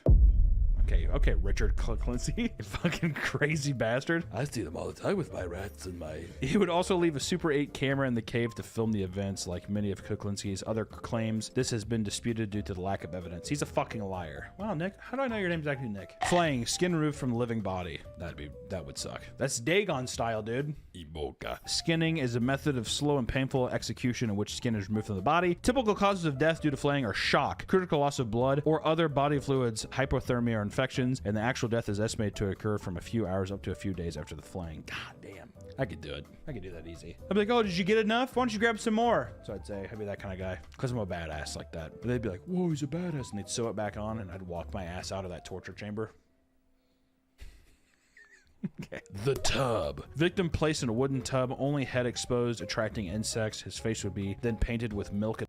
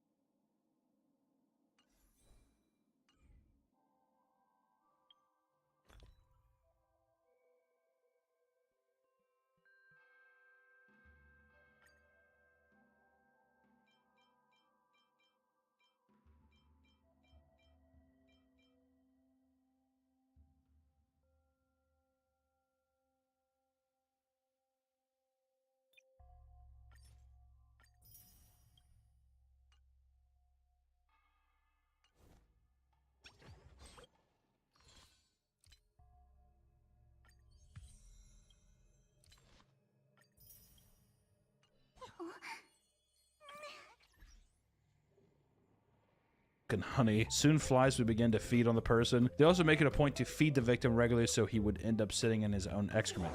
Honestly, out of everything so far, I think the tub would be the worst. And here's why. Honey on my face? You know how fucking sticky that would be? And also it'd be itchy. I would sit in a tub of my own shit. I don't give. I'd be like, feed me more. I mean, I've shit myself plenty of times. Don't you think oh God, I'm in a tub. There's fucking like insects eating at my face. Oh no, I know I'm in my own poop. I don't think I really care about that. It'd be the honey thing would fuck me up. I think I would just go insane from the honey. Just the stickiness and it'd be itchy. That would fuck me up, dude. That'd be so annoying. Fuck's sakes. I'd probably shit myself just for the fun of it though. Smell something different, think about, try to like get your senses on something else. Impalement. Victim sat on a sharp pole which rose through the body. You know Impalement, Vlad the Impaler. He puts a big pole through your bum and you bleed out. Kinda hot. Vlad impaled over 20,000 people. Who cares, dude?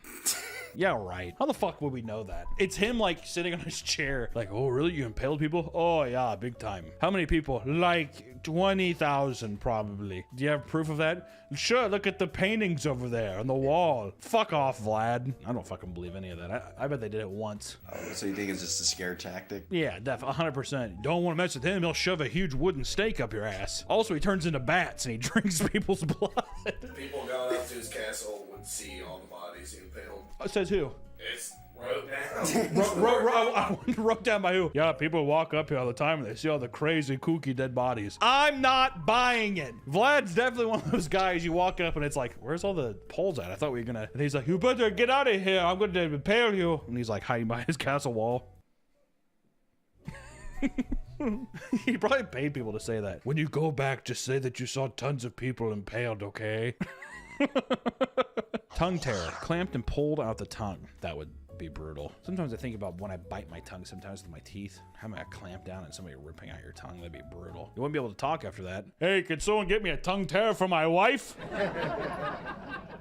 Ooh, I like this one. Spanish tickler, cat's paw, raked and tore skin. Spanish tickler is way too hot of a title for something that's so painful. Did Jesus get Spanish tickler? This terrible device was used in most of Europe during the Middle Ages. It's a very simple instrument that was used to tear victims' skin apart due to its shape. Neither bones nor muscles were spared.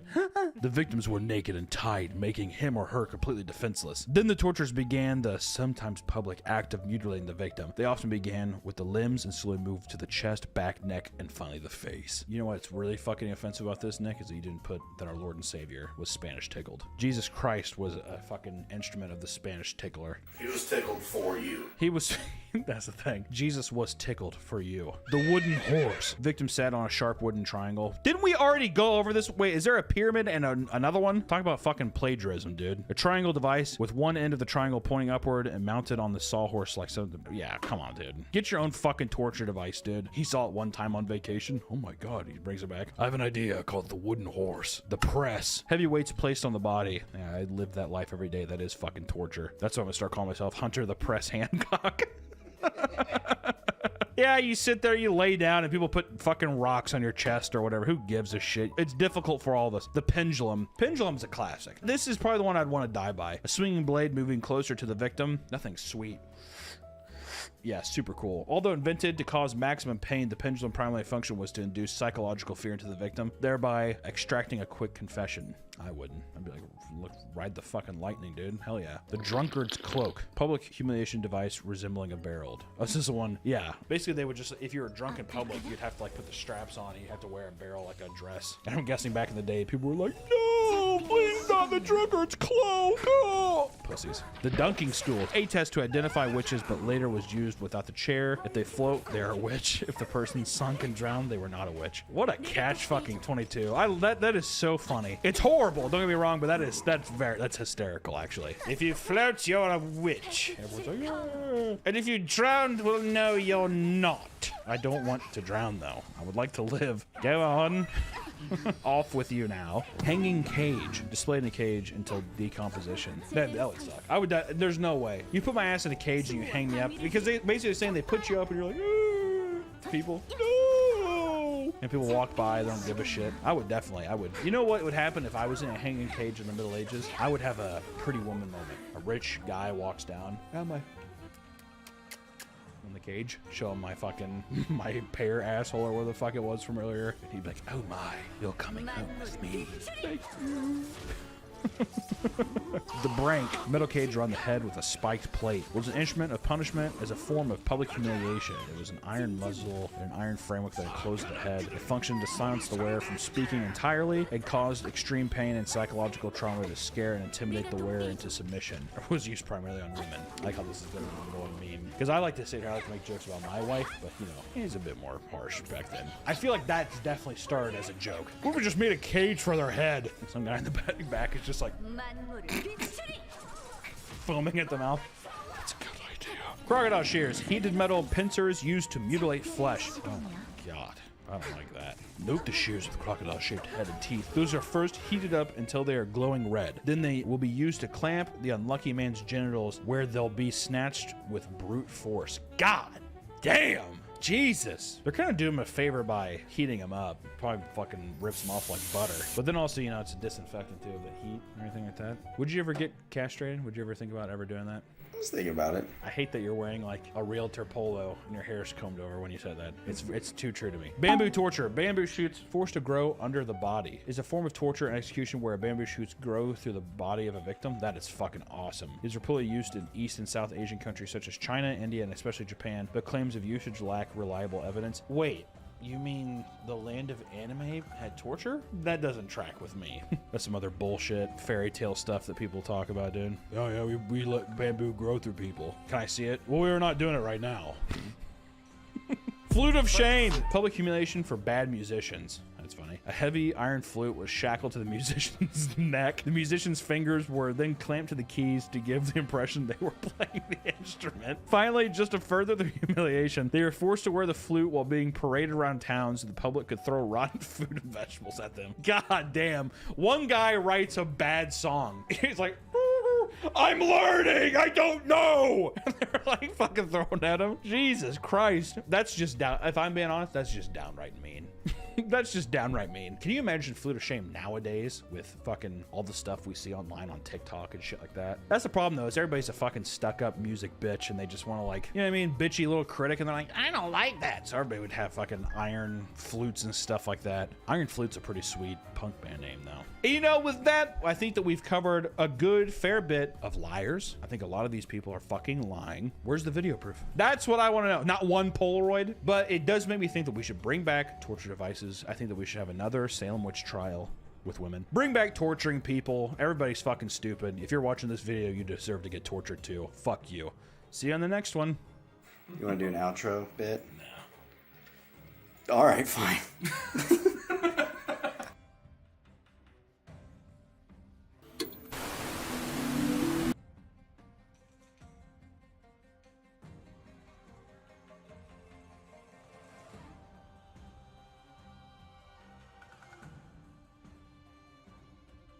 Welcome back to the Papa Meat channel. How you doing? How you doing? Come on in and sit on down. Today we're going to be talking about goosebumps, but you know, something a little more specific. Something, you know, I back a couple months ago, probably half a year ago now, we did a drunk tier list of all the Goosebumps episodes, but I left out one, and that is Stay Out of the Basement. Stay out of the basement!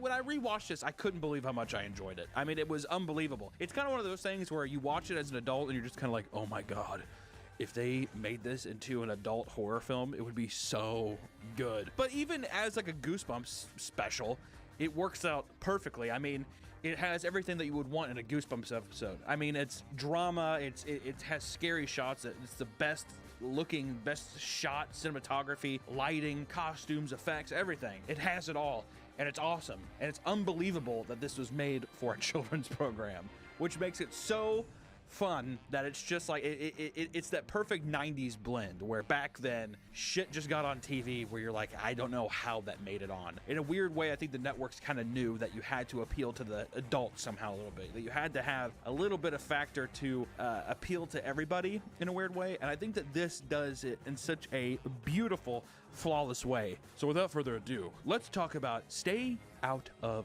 the Basement. Stay out of the basement!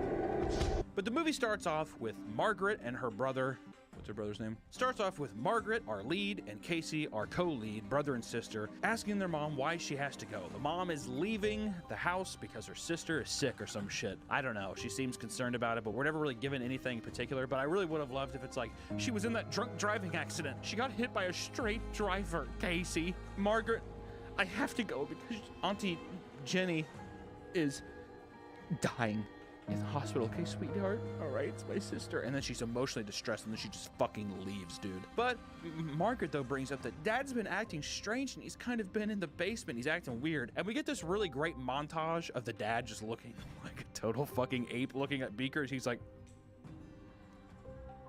glaring at them like, oh my God, what is this? What the hell did I just make down here? He's sitting there, and he's just like, what the fuck is this?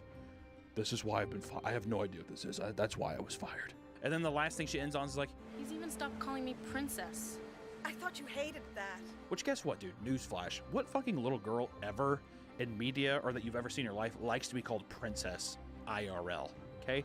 TTYL to this IRL. And the mom says a very classic line, which it's weird because the mom is actually the most emotionless actor I might have seen in my life. But your Aunt Eleanor's sick, honey. She needs me. I'll be back as soon as I can.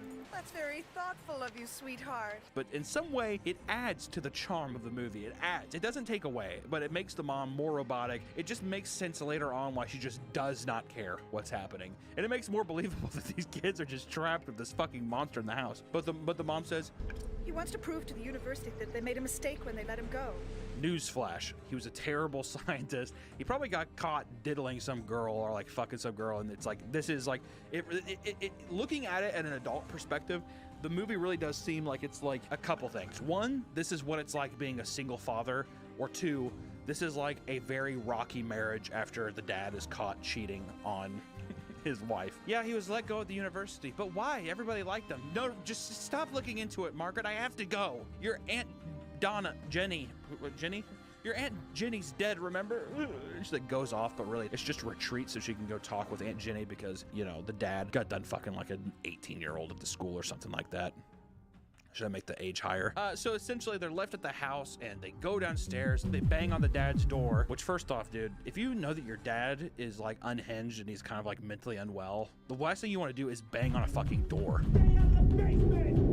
I know you've been really upset. That's why I decided to bang on this door as loud as I possibly could to get your attention. He doesn't answer, so they proceed to walk down the basement, which is when we get our classic title for the movie.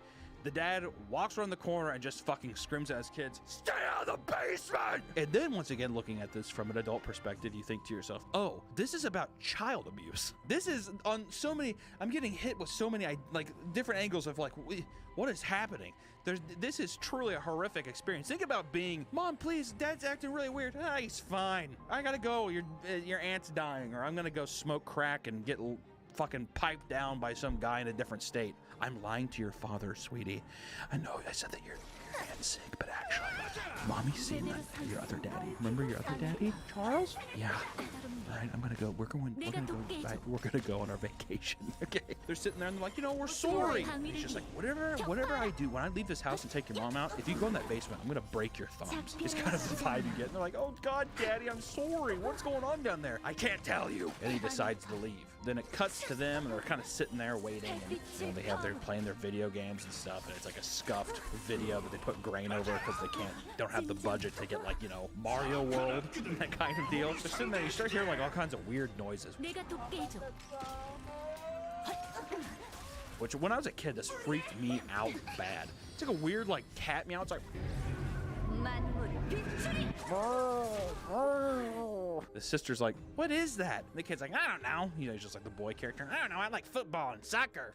And she's like, well, what if there's an animal in the basement and it's hurt? And it's like, okay, first off, if there's an animal in the basement and my dad's been unhinged, I'm going to go ahead and just leave that thing there because there's something going on. There's something wrong. Okay. If I was a child, I wouldn't do that. I'd be like, okay, well, I'm going to avoid that and pretend it's not going to happen, because that's how real trauma is processed by children, is you bury it deep and you don't explore. No one's going to be the brave person in real life. But see, that's what makes this such an intriguing story, is that Margaret is dumb enough to go down there. And as we go down into the basement, it's just like, It's just everything. It's just such a good set. It's so simple. It's just fake plants. And there might be some real plants in there, but still, it's just plants with just green light blasting through. And there's all these deep shadows, and the fucking light upstairs is blue. It just contrasts so well. I love it. I mean, this was heaven to me.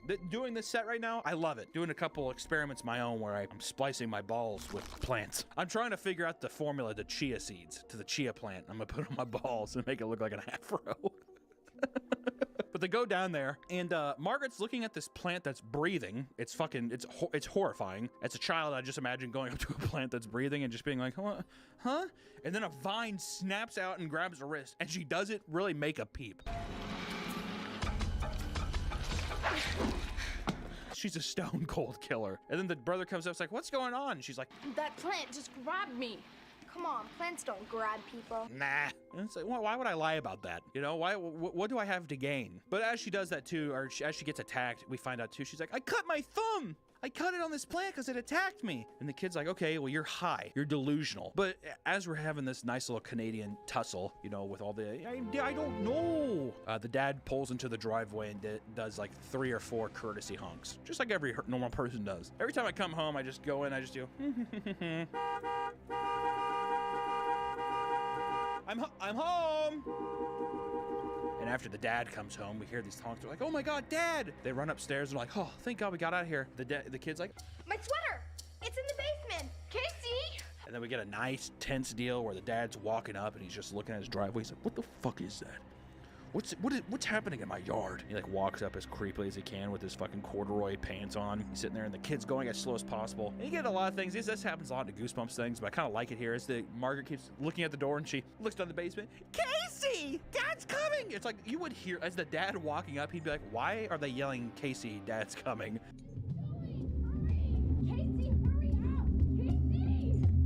So it's sitting there and it's like, the dad definitely knows. With you screaming and fucking acting like a crazy baboon, the dad knows what's going on. You know, there's no ifs, ands, or buts. Motherfucker knows what's happening. But as they keep walking up, he keeps, he looks at this yellow plant too. He's just like, what the hell is this? What the hell is this thing? And Casey goes as slow as he possibly can, and he grabs his jacket really quickly, and he's all scared, and he runs back upstairs, and luckily the dad comes in, he's in silhouette, and they're both just sweating profusely because they got done running upstairs, and he turns on the light, and the dad in this movie plays a very good unhinged father. You in the basement? Did you go into the basement? Did you go into the basement? In real life, I wouldn't be surprised if he doesn't have a relationship with his children. Like, I feel like he's really taking it from heart. This is not an act for him. This is him coming to set every day, having to deal with his own problems. He's sitting there and he's just like, comes in. What are you doing? Did you go down to the basement? Yes. We didn't touch anything. Yeah, and they immediately admit guilt. Yeah, it's like it's like take your time then. If you're gonna immediately just be like, yeah, we did, then why did you make such a big huss and fuss and you're fucking screaming through the house the whole time? Why would you not just be like, yeah, we were down there, we're freaking out, we heard like a dead cat. We heard like a cow giving birth downstairs. We were concerned. I don't know there should just be rakes down there. But now I'm hearing cow birth and a fucking like triceratops coming. I don't know what's happening, okay? And he's just like, kids okay? They kind of lower their guard. They're like, yeah, I guess. He's like, okay, well, if I told you what's going on, would you guys just calm the fuck down? Actually, that would be lovely, Dad. And he kind of just gives him like a little bit of hint. Not really anything too crazy. He's kind of just like... Botanists often try to take good qualities from some plants and put them into another. Well, I'm taking certain parts of the plants and I'm putting them into other things. And they're like, what does that mean? Because I said too much. He's like, you've told us nothing. You've said the word plant. Okay? But I do like this whole deal because then, once again, it starts to read more and more as a single father being dismissive to his children after a very nasty divorce. And as a horror film, I think that works so well. If you use this weird thing to kind of like show the disassociation between children and their parents during a divorce, that's such a good idea for a horror film, and I love it. I'd love to see this remake, A24. Robert Eggers presents Stay Out of the Basement. It starts off too with R.L. Stein walking in like he does in the old tapes. Hi, I'm R.L. Stein. I'm a billionaire. I think he's literally a billionaire. I know, and he's not dead. I thought he was dead for the longest time.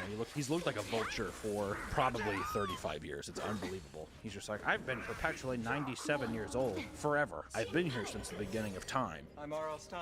I write the Goosebumps books. We get the nice phrase where he's like, hey, Mom rented us movies. I could make some popcorn and we could stay up late and watch them all. No, I have a lot of work to do.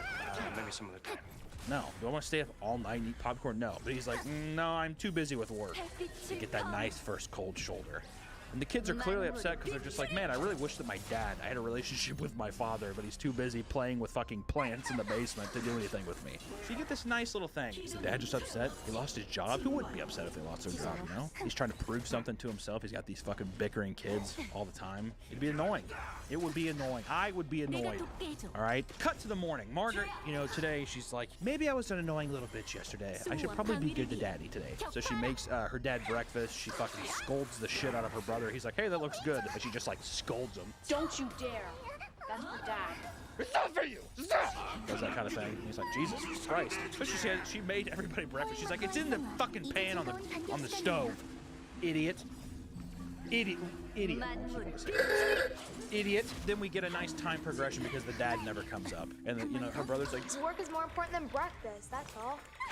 maybe science is more important to our dad than breakfast, you dumb bitch, you cold-hearted bitch. Jesus, what?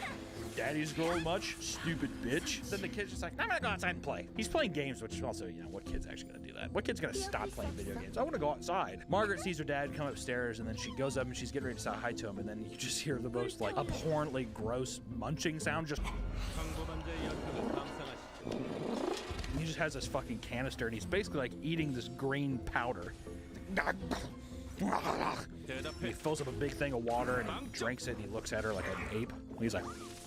She's like, hey, I made you breakfast, Dad. I just watched you eat a bunch of chemicals under the sink. Are you okay? He's like, I'm not hungry. I'm busy with work again. Ooh, that nice cold shoulder. I can't wait till I have kids so I can do that cold shoulder. And I will start doing experiments in the basement so I can rehash this later on in my life. Can't wait. Margaret looks over. She goes underneath the sink and grabs the container where her dad was eating from. And she looks at it and she goes, plant food? And it's like, what is plant food? Is there such thing? Is there just a thing like, oh, this is just plant food? I mean, there's gonna be someone who's just like, dude, that's really common. I'm a botanist, that's so common. But also it's like, why is it under the sink? Why is it under the sink in the kitchen? Which, you know, it's all very on the nose because it's a kid show, but still, it's like, think about that for a second. Imagine going upstairs, and if this was an adult movie, he'd be drinking bleach or something. Dad, his eyes are bloodshot. He's like, there's blood going down his face. He's like, I'm busy downstairs. And he like goes off. She's like, Cut to Margaret is afraid and she calls her mom and she's like, hey, he's eating plant food. And once again, the robot that plays Margaret's mom is like, He always gets wrapped up in his experiments. really, Mom? Really? Think about that.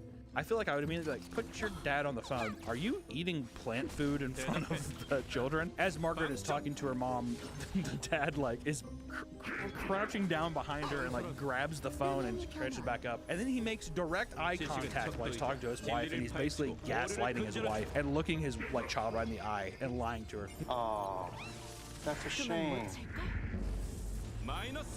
Margaret? He's like, yeah, no, we're having a great time.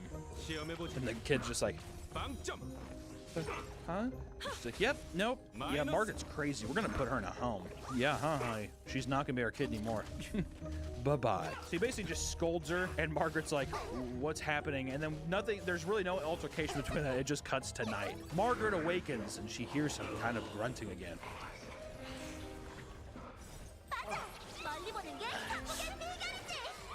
Which just kind of makes it sound, the whole thing feel very, you know, actual. I don't know if I can say the words. Sexual. Does that work to the bots? Will they read that if I say that? Fuck you, you two bots. She goes in and we get this really beautiful shot of her walking up, and it's very like Alfred Hitchcock. There's like nice curtain shadows cast on the wall, and she opens up the blinds to the bathroom, and you get the nice Hitchcock / like Stanley Kubrick close up of the eyes. But it's the nice sharp shadows of her looking in, and we get this gruesome thing of her dad's just like, and he's unwrapping his hand, and he just like shows this scar, and it's like a pretty gruesome practical effect for a kid show. He's just bleeding green blood, and she's like, huh? Takes off his hat, and his hair's all green and greasy, and he has fucking leaves in his hair. And she's like, what's happening? He's like washing his face a little bit, and he does like a very primal like, Looks over at her.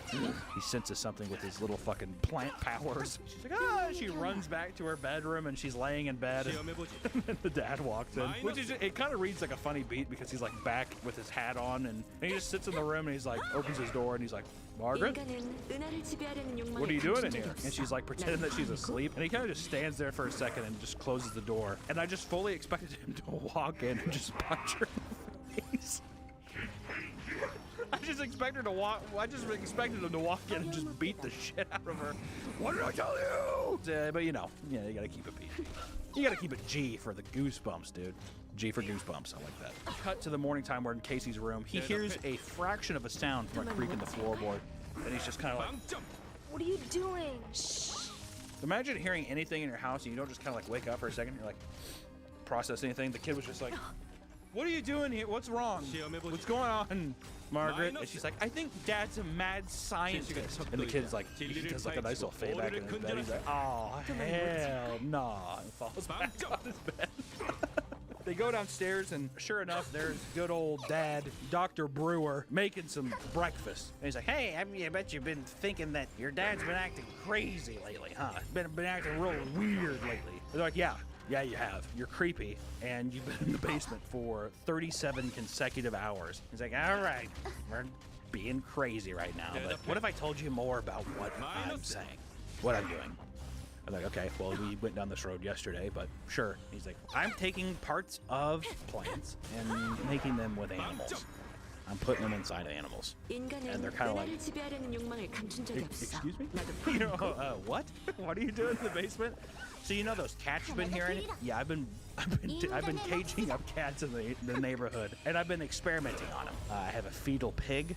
And I have a dairy cow, and I've been doing all sorts of crazy stuff to them. But they're sitting there, and the Margaret is very quick this time. She says, well, what if I saw you cut your arm, and it was, you had green blood, Dad. What's up with that? He's like, oh,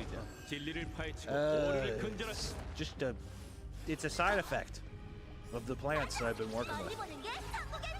And she's like, okay, well, what about all the leaves growing on your head? Saw that too, Dad. And he's like, oh, so you're spying on me? Classic gaslight. Love it. Love the switch from the dad. Anytime you get a nice switch in on a kid, the best. He's like, so what, you just like to spy? You like to see your dad beat his cock in the bathroom, Margaret? Oh, you're just like, hey, a man can't take a shit peacefully in his home anymore. She's like, okay, so you're a spy. So you're a bad person. I wish that's what he would have said. He put some fucking slop in these bowls. He's like, it looks disgusting. It kind of looks like spinach with like a ton of butter and like it just looks gross. It's like slime. It'll taste just fine.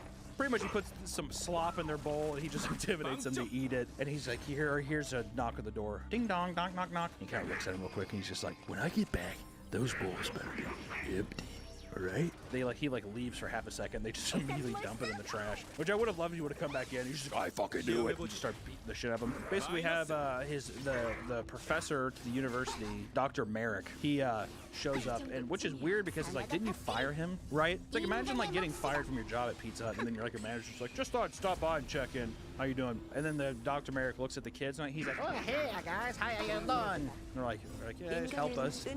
Hey, our dad actually hasn't slept in days. Could you see what's going on? All right, I'm just going to see what's happening down the stairs. And the dad kind of looks at him. He's like, go outside and play. Like, okay. He walks downstairs. So they're standing like 5 feet away from each other and they're throwing a frisbee because that's how frisbees work. Hey, can you stand as close as you can to me so I can hand this to you? Okay, Margaret, that sounds fun. They're sitting there like, yeah, Dad's been acting crazy. He's a mad scientist. Isn't that weird? She just throws it over his head. Good one. Gotta hate Casey. Casey's just a little. I wish it was Casey was. If it was one kid too, it'd be even more mental torture for that child. Just to be like, what is going on in my life? But no, Casey's like, good one. Goes over and he hears the Swedish Dr. Merrick and Dr. Brewster. The dad is basically like, I wish you would have given me funny. He's like, I tried to, Dr. Brewster. I tried to, but they didn't allow me. And they're bickering, and then a vine comes up and whips the boy in the back. Grabs onto the kid. He's like, you were right earlier. Help me, I'm caught. Casey. Yeah, he said there. He's like, I believe you. Remember earlier when I said you were a stupid bitch because you got grabbed by a plant? Well, it happened to me, and I believe you. What are you doing? And then immediately the dad's sitting there and he just has like green shit all over his. He's just scuffed up. He looks like he just got in a fucking like fist fight. He's like, get away from that window. Didn't I tell you to play? We're like, well, dude, we are playing. What do you expect us to do? He's like, go play in the street. Go play in the busy street down the intersection. So they're sitting there. He's like, stay away from that window. And you know, he's like, I heard you fighting with that Swedish guy that came over. I'm scared, Dad. There was no fight. But I heard it. I'm telling you, there was no fight. I mean, just the gaslighting is incredible. Oh, you heard fighting? Really? I'm pretty sure that was just you falling down. Remember that? How you think that sounds like that? You're not a mad scientist, Reba. No, I'm an angry scientist. Which makes me, I wish I wasn't a YouTuber. I wish I would have become a scientist so I could say, I'm not a mad scientist. I'm an angry scientist. So he's sitting there and basically after this whole interaction, he's just like, go to your room, you're grounded, you both suck, you're gonna stay in your room. If you come out of your room, I'm gonna break your feet. Stay out of the basement! And then we get a hard cut of him just in the basement. And he like opens up this door and he's just like, and he goes inside and he starts like force feeding this thing. This thing's just like, he shuts the door real quick. And then at this point in the movie, like on the rewatch, I'm like, okay, so this is like he's making plants to have sex with. That's what he's like. We're animals. We're all animals. So after he gets done like drugging the rape plant downstairs, it cuts to the kids coming around the corner because they hear a funny sound. They're like, what is that? And the dad is putting a new lock on the door downstairs. Obviously it's so on the nose, but like if you made this into a serious movie, you could really be wondering, what is he doing down there? These kids are like, why are you doing that? He's just like, I don't want you going down into the basement. How many times do I have to fucking say it? Stop gawking at me. Basically, he's like, I'm putting a new lock on the door because I don't trust you guys, because I know how many times I've told you 7 times to not go down the basement, and you've been down in the basement 7 times. So I'm going to put an extra lock on the door, okay? Also, Dad's going out for a couple hours. Where could you possibly go? I'm going to a strip club, okay? Your mom's out of town. This is not, our marriage is not looking good. I'm going out for a little while. I'll be back in a couple of hours. So basically, the dad leaves. Casey and Margaret go upstairs. They're kind of sniffing around. They're like, What are you saying? You think Dad's done something to Dr. Merrick? I don't know, Casey. What are you saying? Dr. Merrick's probably still here. Remember that Swedish guy? That.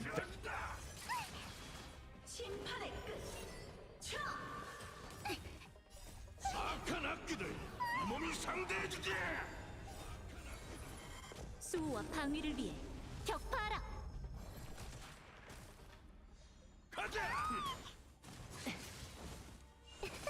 What is he doing down 지장 없어. 만물을 비추리.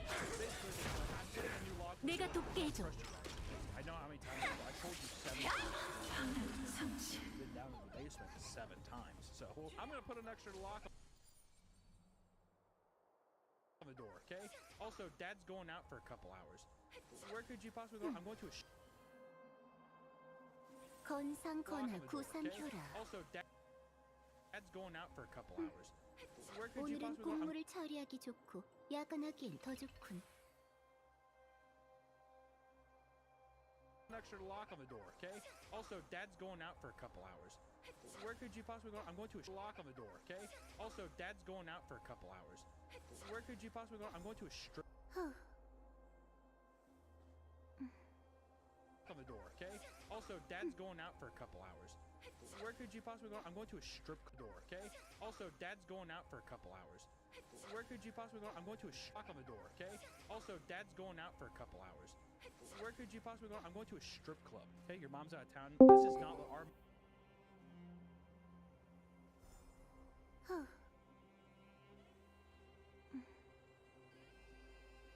뛰어풀 수 없어. 평범한 자의 연극을 아플까나?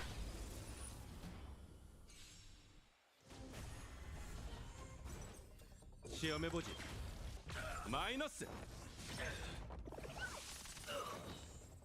맞아! 멀리 보는 게 성공의 비결이지!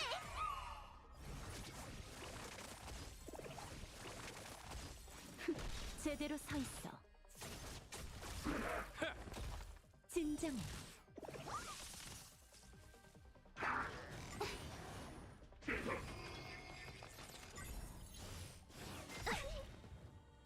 작별할 시간이야. 지식은 척도이자 진리를 파헤치고 오류를 근절하지. 정산할 시간이야. 빵점. 마이너스. 상아가 밥그리. 인간의 몫이다. 채.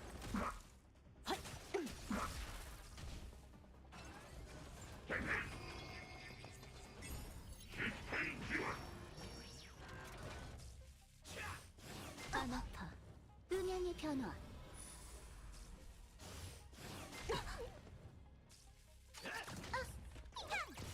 제대로 서 있어. 맞아. 멀리 보는 게 한국의 비결이지.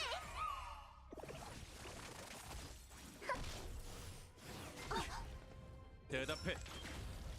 빵점.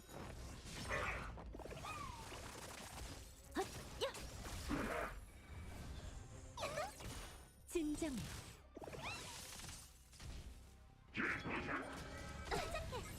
음향의 변화. 작별할 시간이야.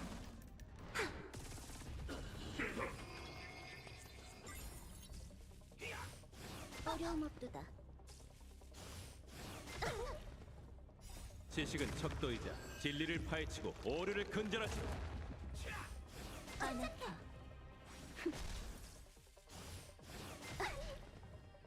인간의 몫이다. 마이너스. 시험해보지. 빵점. 제대로 서 있어. 맞아. 멀리 보는 게 한국의 비결이지.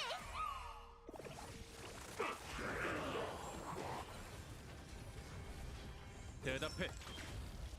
마이너스.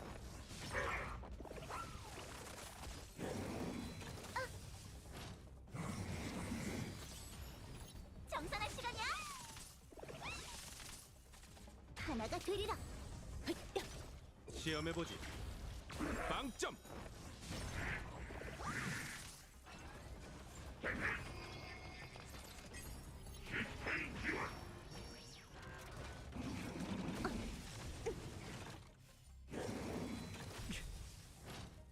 지식은 척도이자 진리를 파헤치고 오류를 근절하지. 진정. 빵점. 작별할 시간이야.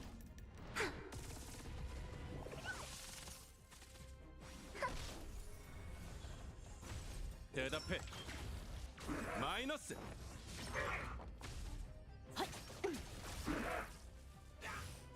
안 아파.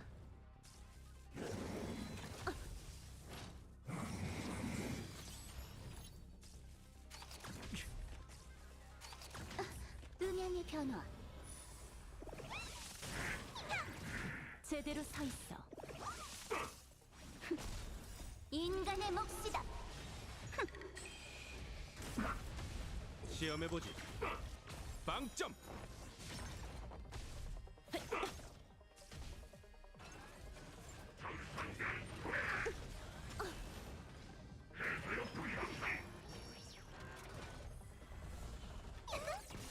진정. 맞아. 멀리 보는 게 한국의 비결이지.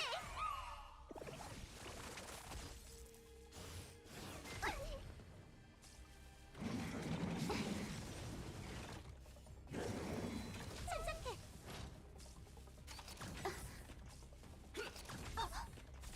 음향의 변화. 상아가 밥그리. 대답해. 마이너스. 지식은 척도이자 진리를 파헤치고 오류를 근절하지.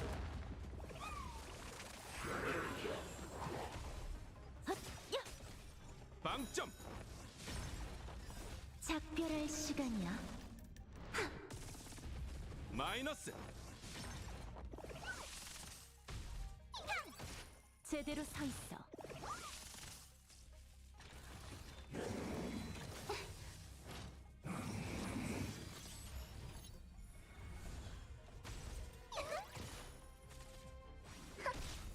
인간의 몫이다.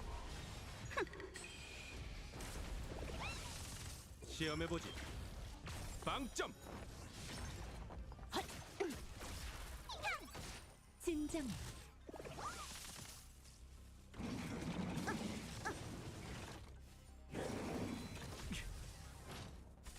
음향의 변화.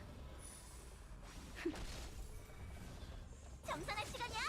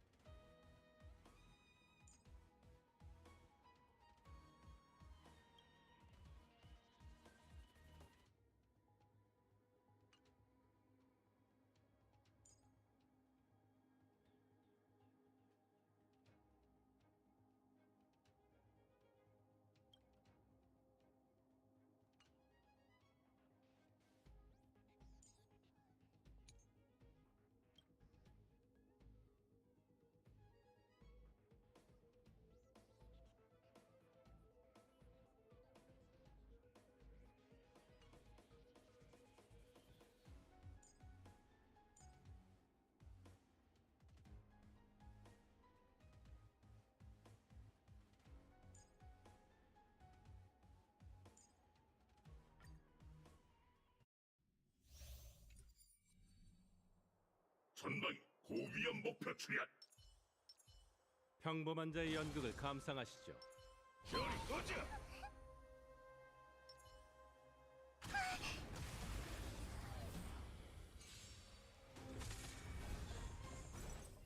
시험해보지. 빵점. 진정해.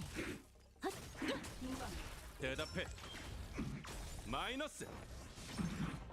지식은 척도이자 진리를 파헤치고 오류를 근절하지. 괜찮아. 전 괜찮아요. 우매하긴. 선멸 시작. 빵점. 가자. 마이너스. 제대로 서 있어. 너무나 큰일 나. 도와줘요, 스파로그 씨.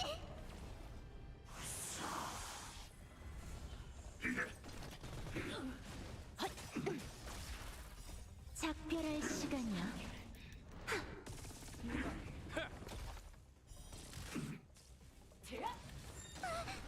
명령 집행. 가자.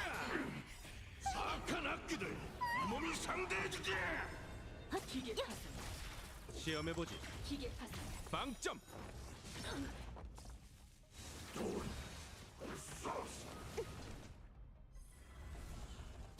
위험.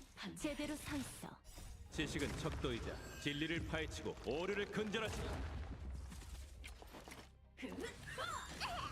업보 유네. 악기를 처리하리. 마이너스. 작별할 시간이야. 빵점. 도와줘요, 스파로그 씨. 위험. 진정해. 대답해. 마이너스. 기계 파산. 명령 집행. 한결. 위험 한결. 명예자. 제압. 아파. 시험해보지. 무방. 빵점. 목숨을 지켜줘.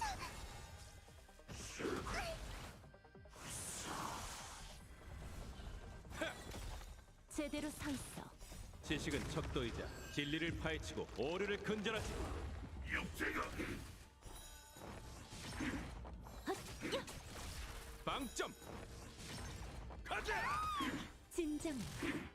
사악한 악기들, 이 몸이 상대해주지. 도와줘요, 스파로그 씨. 대답해. 마이너스. 작별할 시간이야.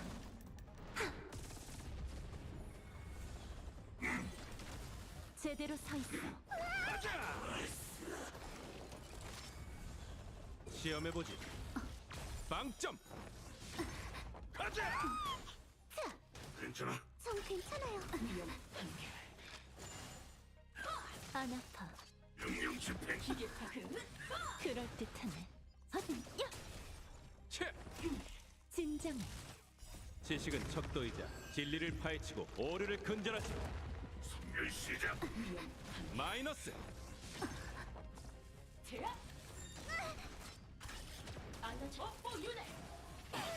기왕의 명을 받들어. 힘을 줘. 빵점. 도와줘요, 스파로그 씨. 물러서. 명령 집행. 무방해. 정의로 처벌한다. 안 아파. 명령 집행. 작별할 시간이야. 위험 한결. 사악한 악기들, 이 몸이 상대해주지. 기계 파손. 제대로 서 있어. 괜찮아. 전 괜찮아요. 즉시 정렬. 안 아파. 대답해. 마이너스. 역제가. 제압. 아파. 안전 걸려들었어. 지식은 척도이자 진리를 파헤치고 오류를 근절하지. 낚기를 처리하리. 다가설 생각 마. 너자 큰일아. 빵점. 도와줘요, 스파로그 씨. 가자. 마이너스. 진정. 시험해보지. 빵점. 채.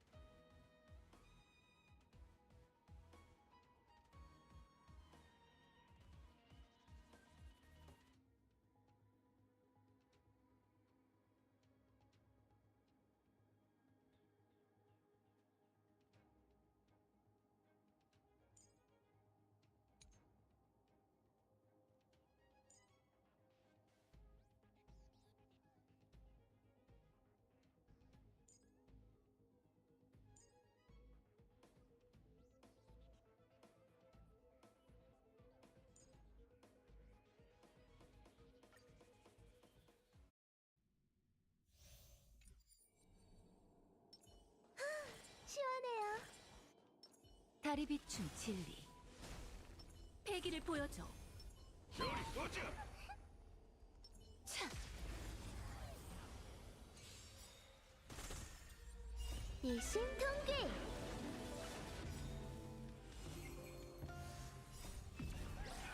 만물을 비추리. 햇빛을 검으로. 내가 돕게 해줘.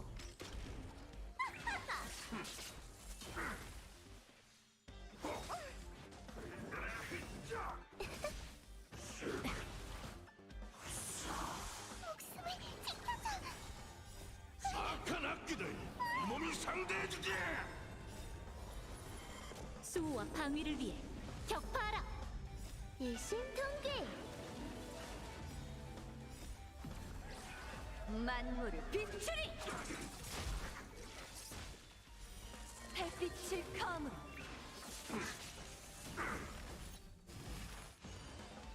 내가 돕게 해줘.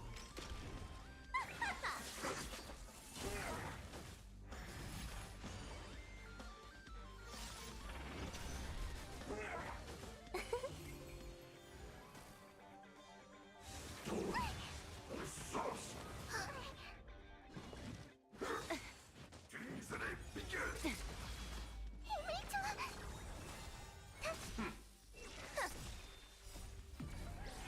만물을 비추리. 햇빛을 검으로.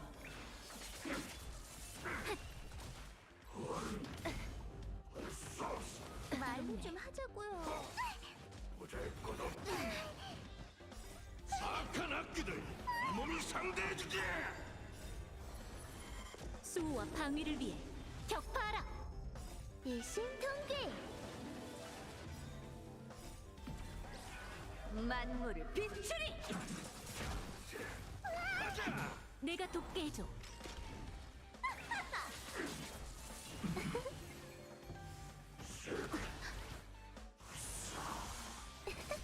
목숨을 지켜줘.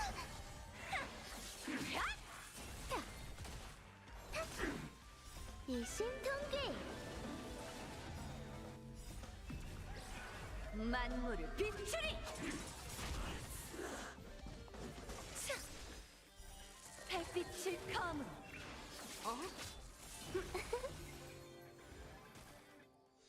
준비됐어? 이런 느낌이 어때? 가자! 내가 돕게 해줘. 수호와 방위를 위해 격파하라. 악한 악기들, 이 몸이 상대해주지. 까다롭네. 일심동기. 만물을 비추리.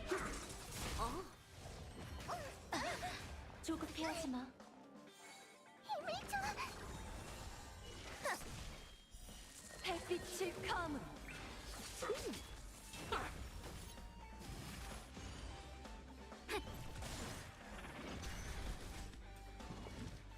말로 좀 하자고요.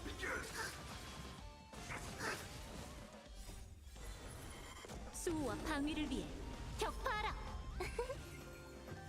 같이 할래? 살려줘. 발밑 조심해. 일심동기.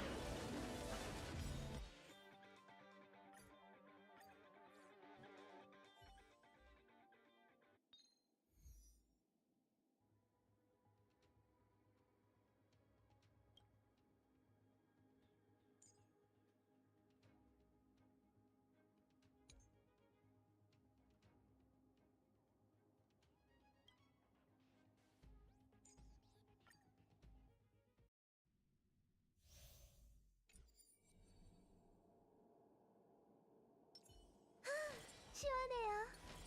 저 녀석은 말이 안 통할 것 같아요. 패기를 보여줘. 저리 꺼져.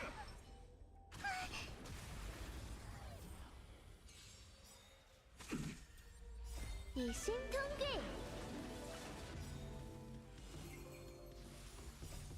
도와줘요, 스파로그 씨.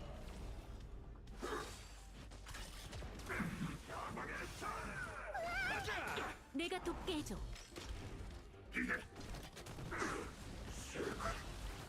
명령 집행.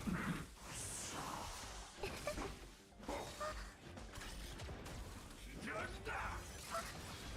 너보다 클럽. 도와줘요, 스파르그 씨. 목숨을 지켜줘. 악한 악기들, 이 몸이 상대해주지. 수호와 방위를 위해 격파하라. 성별 시작.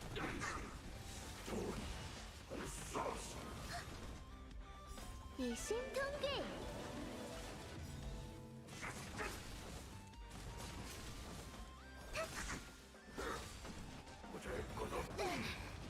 힘을 줘.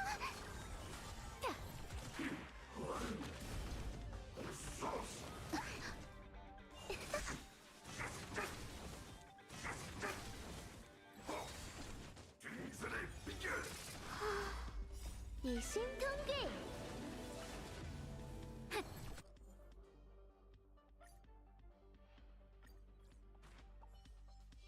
전방 고위험 목표 출현. 시원해요. 패기를 보여줘. 저리 꺼져.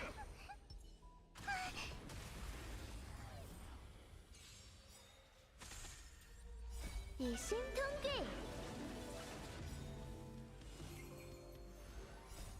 도와줘요, 스파르그 씨.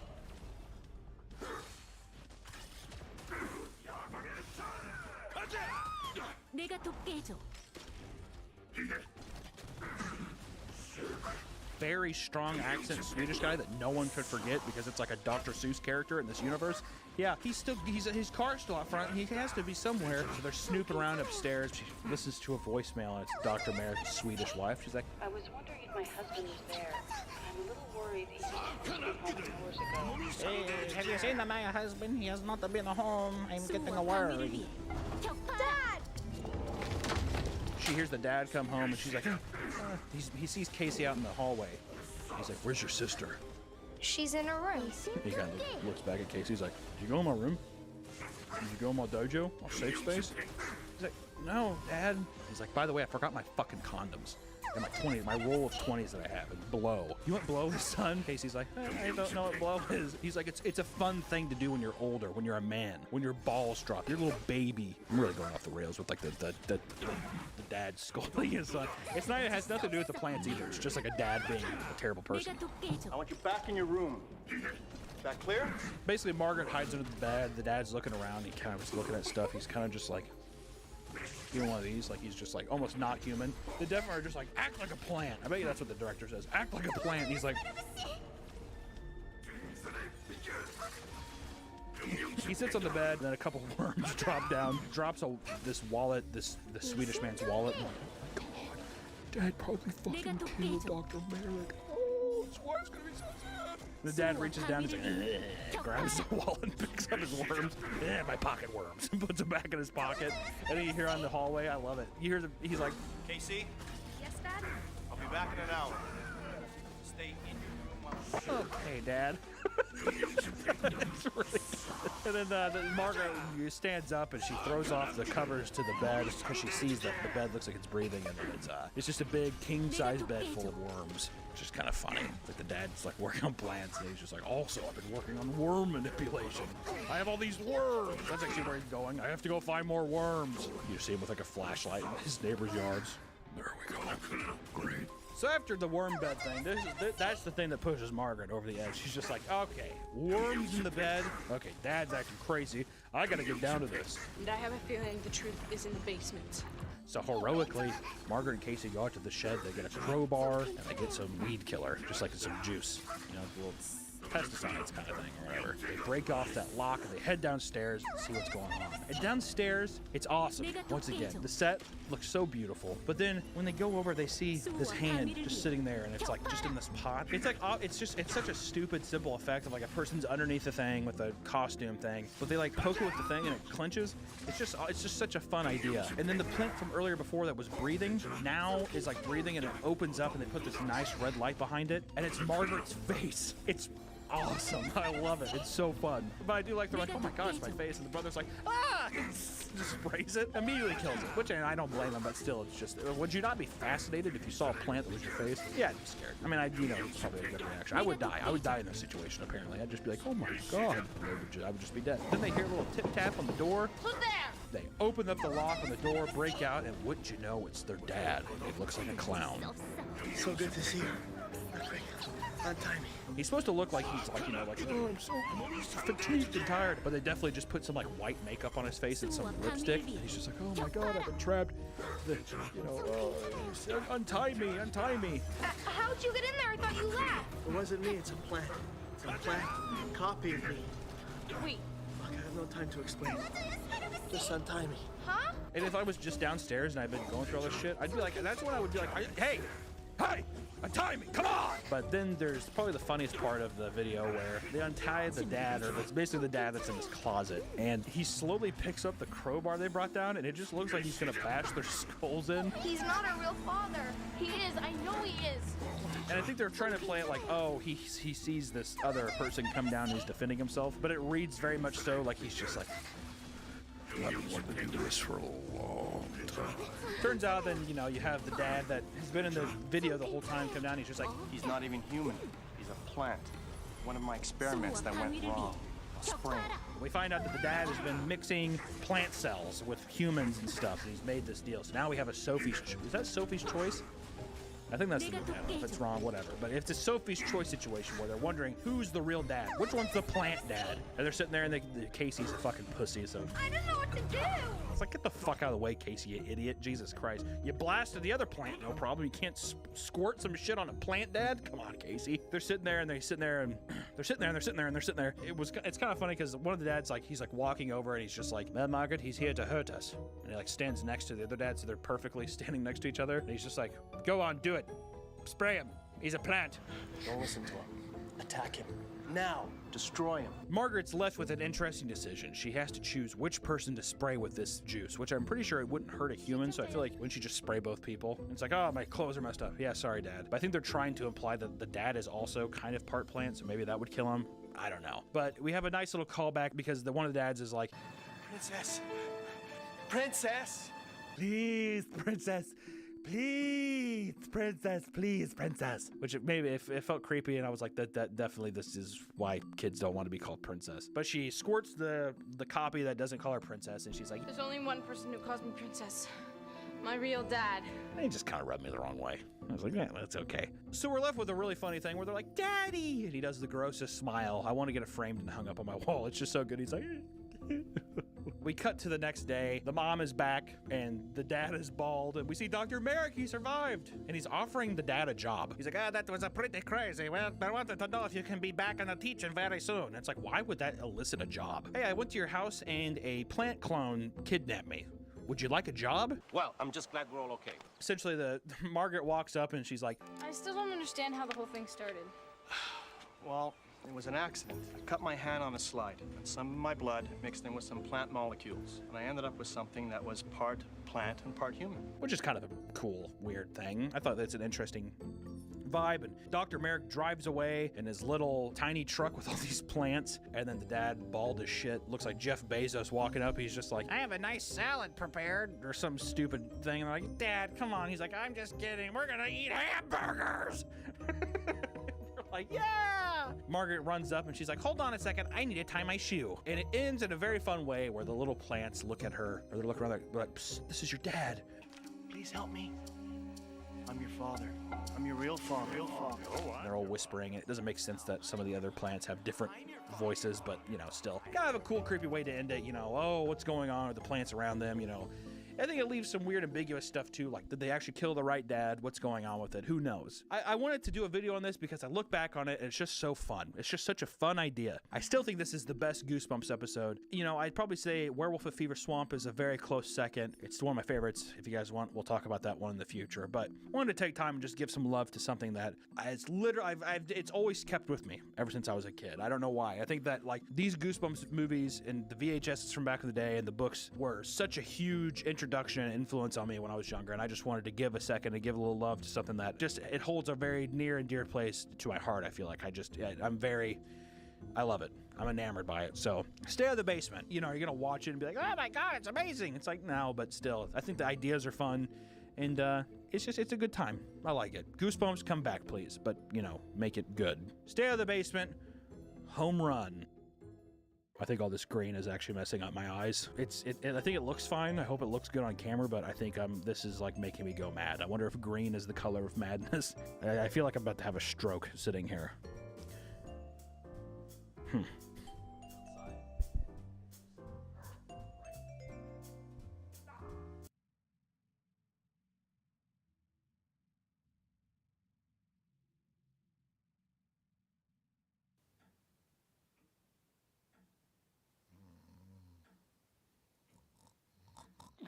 Oh God!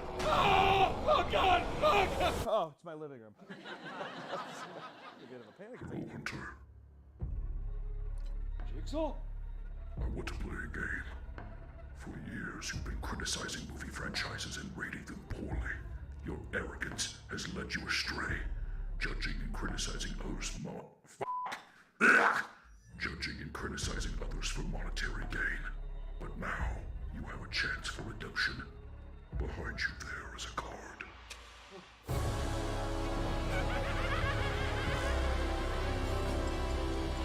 Oh, no, not this! Jigsaw, please. Please have mercy! You have 16 hours and 29 minutes to raid the Saw franchise, or your room will be your undoing. I'm not strong enough, Jigsaw, please. God. Live or die. The choice is yours. Let the games begin. No! No, where are you going?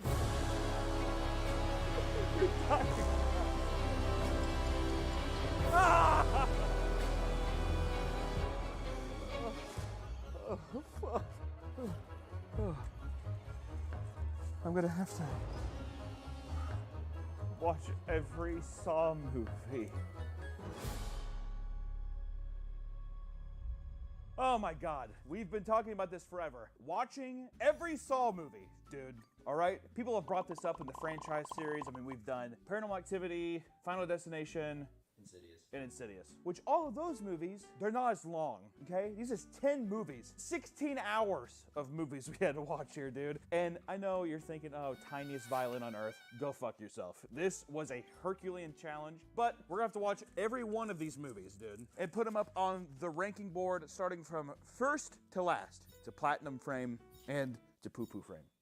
Which one's the biggest stinker, is what that one's supposed to be. Hey, this actually has some shit streaks on it too, that's fun. But if you haven't seen a Saw movie before in your life, you're an angel. But it essentially goes like this. It's always a murder mystery based around a serial killer known as the Jigsaw Killer, who is like the judge and executioner for people who have done bad things, essentially. It might be drunk driving and hitting a child, or it might be someone's a smoker. The barometer for how Jigsaw wants to kill people is kind of, a little loose, all right? Tobin Bell plays John Kramer, aka Jigsaw. He's kind of the foundation of these movies. He's our rock, our stone, as you'll see. And usually everything consists of two storylines in these, which is the A storyline is the main game with unsuspecting victims that have to play some kind of series of twisted games or a game in order to be set free. Usually it's timed, like a time trial. And then the B stories are all about the detectives who are trying to save or solve Jigsaw's mystery during these times as well. But without further ado, I'm going to watch all of these in numerical order, 1 through 10, which starts us off with Saw 1. Saw 1. The first Saw movie. I haven't seen this in a long, long time. This came out in 2004. If you weren't there, right, I was a young buck back then. I was 28 years old. On the prowl, just trying to get some pussy, dude, in college. I went to Harvard Med.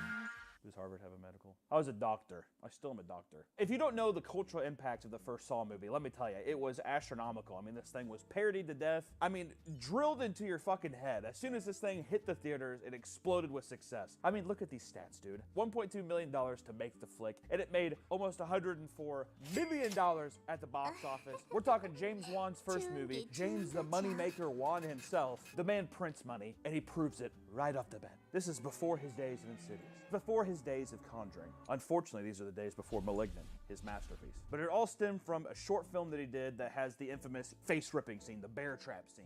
That little short film sparked one of the most successful horror franchises of all time. It spanned from 2004 to today, 2023. So almost 20 years. Almost 20 years of Jigsaw. Pretty crazy. Doing the same shtick for 2 decades. One would be so lucky. The synopsis of this film goes as followed. 2 men wake up in a dilapidated bathroom chained to pipes. They're given instructions by the Jigsaw Killer to play a game for their lives. The film introduces the Jigsaw Killer's philosophy of making people appreciate their lives by putting them through deadly tests. Which basically means if it was me, he'd be talking about how fat I am, and he's just like, You don't appreciate life because you eat too many Krispy Kreme donuts, so now you have to eat 1,000,000,000 donuts to find the key out of this. Little tests that make them appreciate how they're taking life for granted, which is a super fun concept. We find out that the Jigsaw Killer is this like demented fucking guy who's prying on these people and the negative attributes of their life. A very fun killer concept for a movie. And also, we get kinda old Danny Glover. Completely forgot he was in this movie. This is my best Danny Glover, and don't put blackface on me.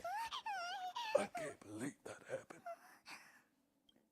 Is that pretty good? It feels pretty good. Where's the Jigsaw Killer at? I want to get a hold of him. Please don't put blackface on me. But essentially, the movie shows our 2 characters, Dr. Lawrence Gordon and Adam. Forgot his last name. Doesn't matter. But they're both chained to pipes the whole time. We have the infamous body in the middle of the room with a gun. He killed himself. And now it accumulates to them trying to figure out why are they in this room until the story unravels all of their dirty laundry, all of the skeletons in their closet, revealing that Dr. Lawrence Gordon might be cheating on his wife. He might be getting a little hospital pussy. I'm pretty sure the girl he's fucking is one of the doctors. Which honestly, I must say, not too bad, Dr. Gordon. Not too bad. Just kidding. His wife has huge tits. Don't put that in. And Adam is, I guess, a private detective, but just a photographer. He takes pictures of people. He tails them. That's probably on private investigation. It doesn't fucking matter. He has pictures of Dr. Gordon, and it's this big whole triangle back and forth. But we find out that actually Dr. Gordon's family is being held hostage and that they're gonna get killed at gunpoint unless he's able to get out of the traps, which are, there's some bone saws there, and we're led to believe that they're supposed to saw through their foot. Hence the movie Saw, right? Great name. For a first movie, so good. Little bone saw, little of this, little of that. Love it. The first movie is actually pretty tame in terms of like how gruesome it is. And don't get me wrong, it does show a lot of violent stuff, but I think it does it in a very early 2000s tasteful way. And by that, I mean there's a lot of footage of things like speeding up and people being like, ah! I think it's taking hold of the really popular edit from Jacob's Ladder in the 90s, where the guy was like, whatever, and you know, kind of crazy stuff. A lot of white flashes, a lot of like camera spinning, a lot of crazy like internal like people like screaming. It just screams early 2000s. And honestly, when watching the first movie, I kind of loved it. Everything is so gritty and dark and gross. I mean, like every apartment, everybody's like living in industrial, gross, rusty apartments. And I don't know if that's James Wan trying to allude to like the sickest, the dirtiest of souls live here. And if the environment they're supposed to be in is kind of like some weird Silent Hill kind of like they're living in their own disgusting filth. It's not that the buildings are just disgusting, but like, I mean, some of these sets, it's like you're a doctor and you live in this fucking like dilapidated, rusty metal building. What the fuck? The traps for this film are the bathroom trap with the chains of the pipes, the saws, we already told you about that one. Razor wire maze, which is just about a guy who tried killing himself, apparently took life for granted, and now he has to crawl through a maze and cut himself a bunch, but the guy just ends up bleeding to death. And they do a really funny fast montage of him crawling around the maze.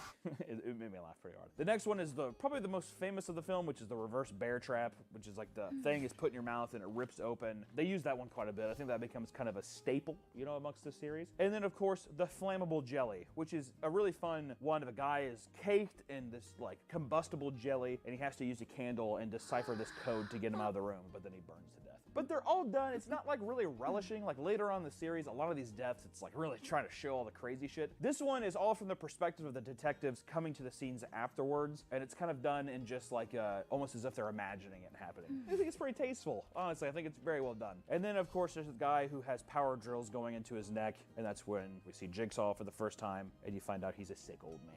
So pretty good. And you know, we have other classic things it sets up, like the creepy, like, I wanna play a game.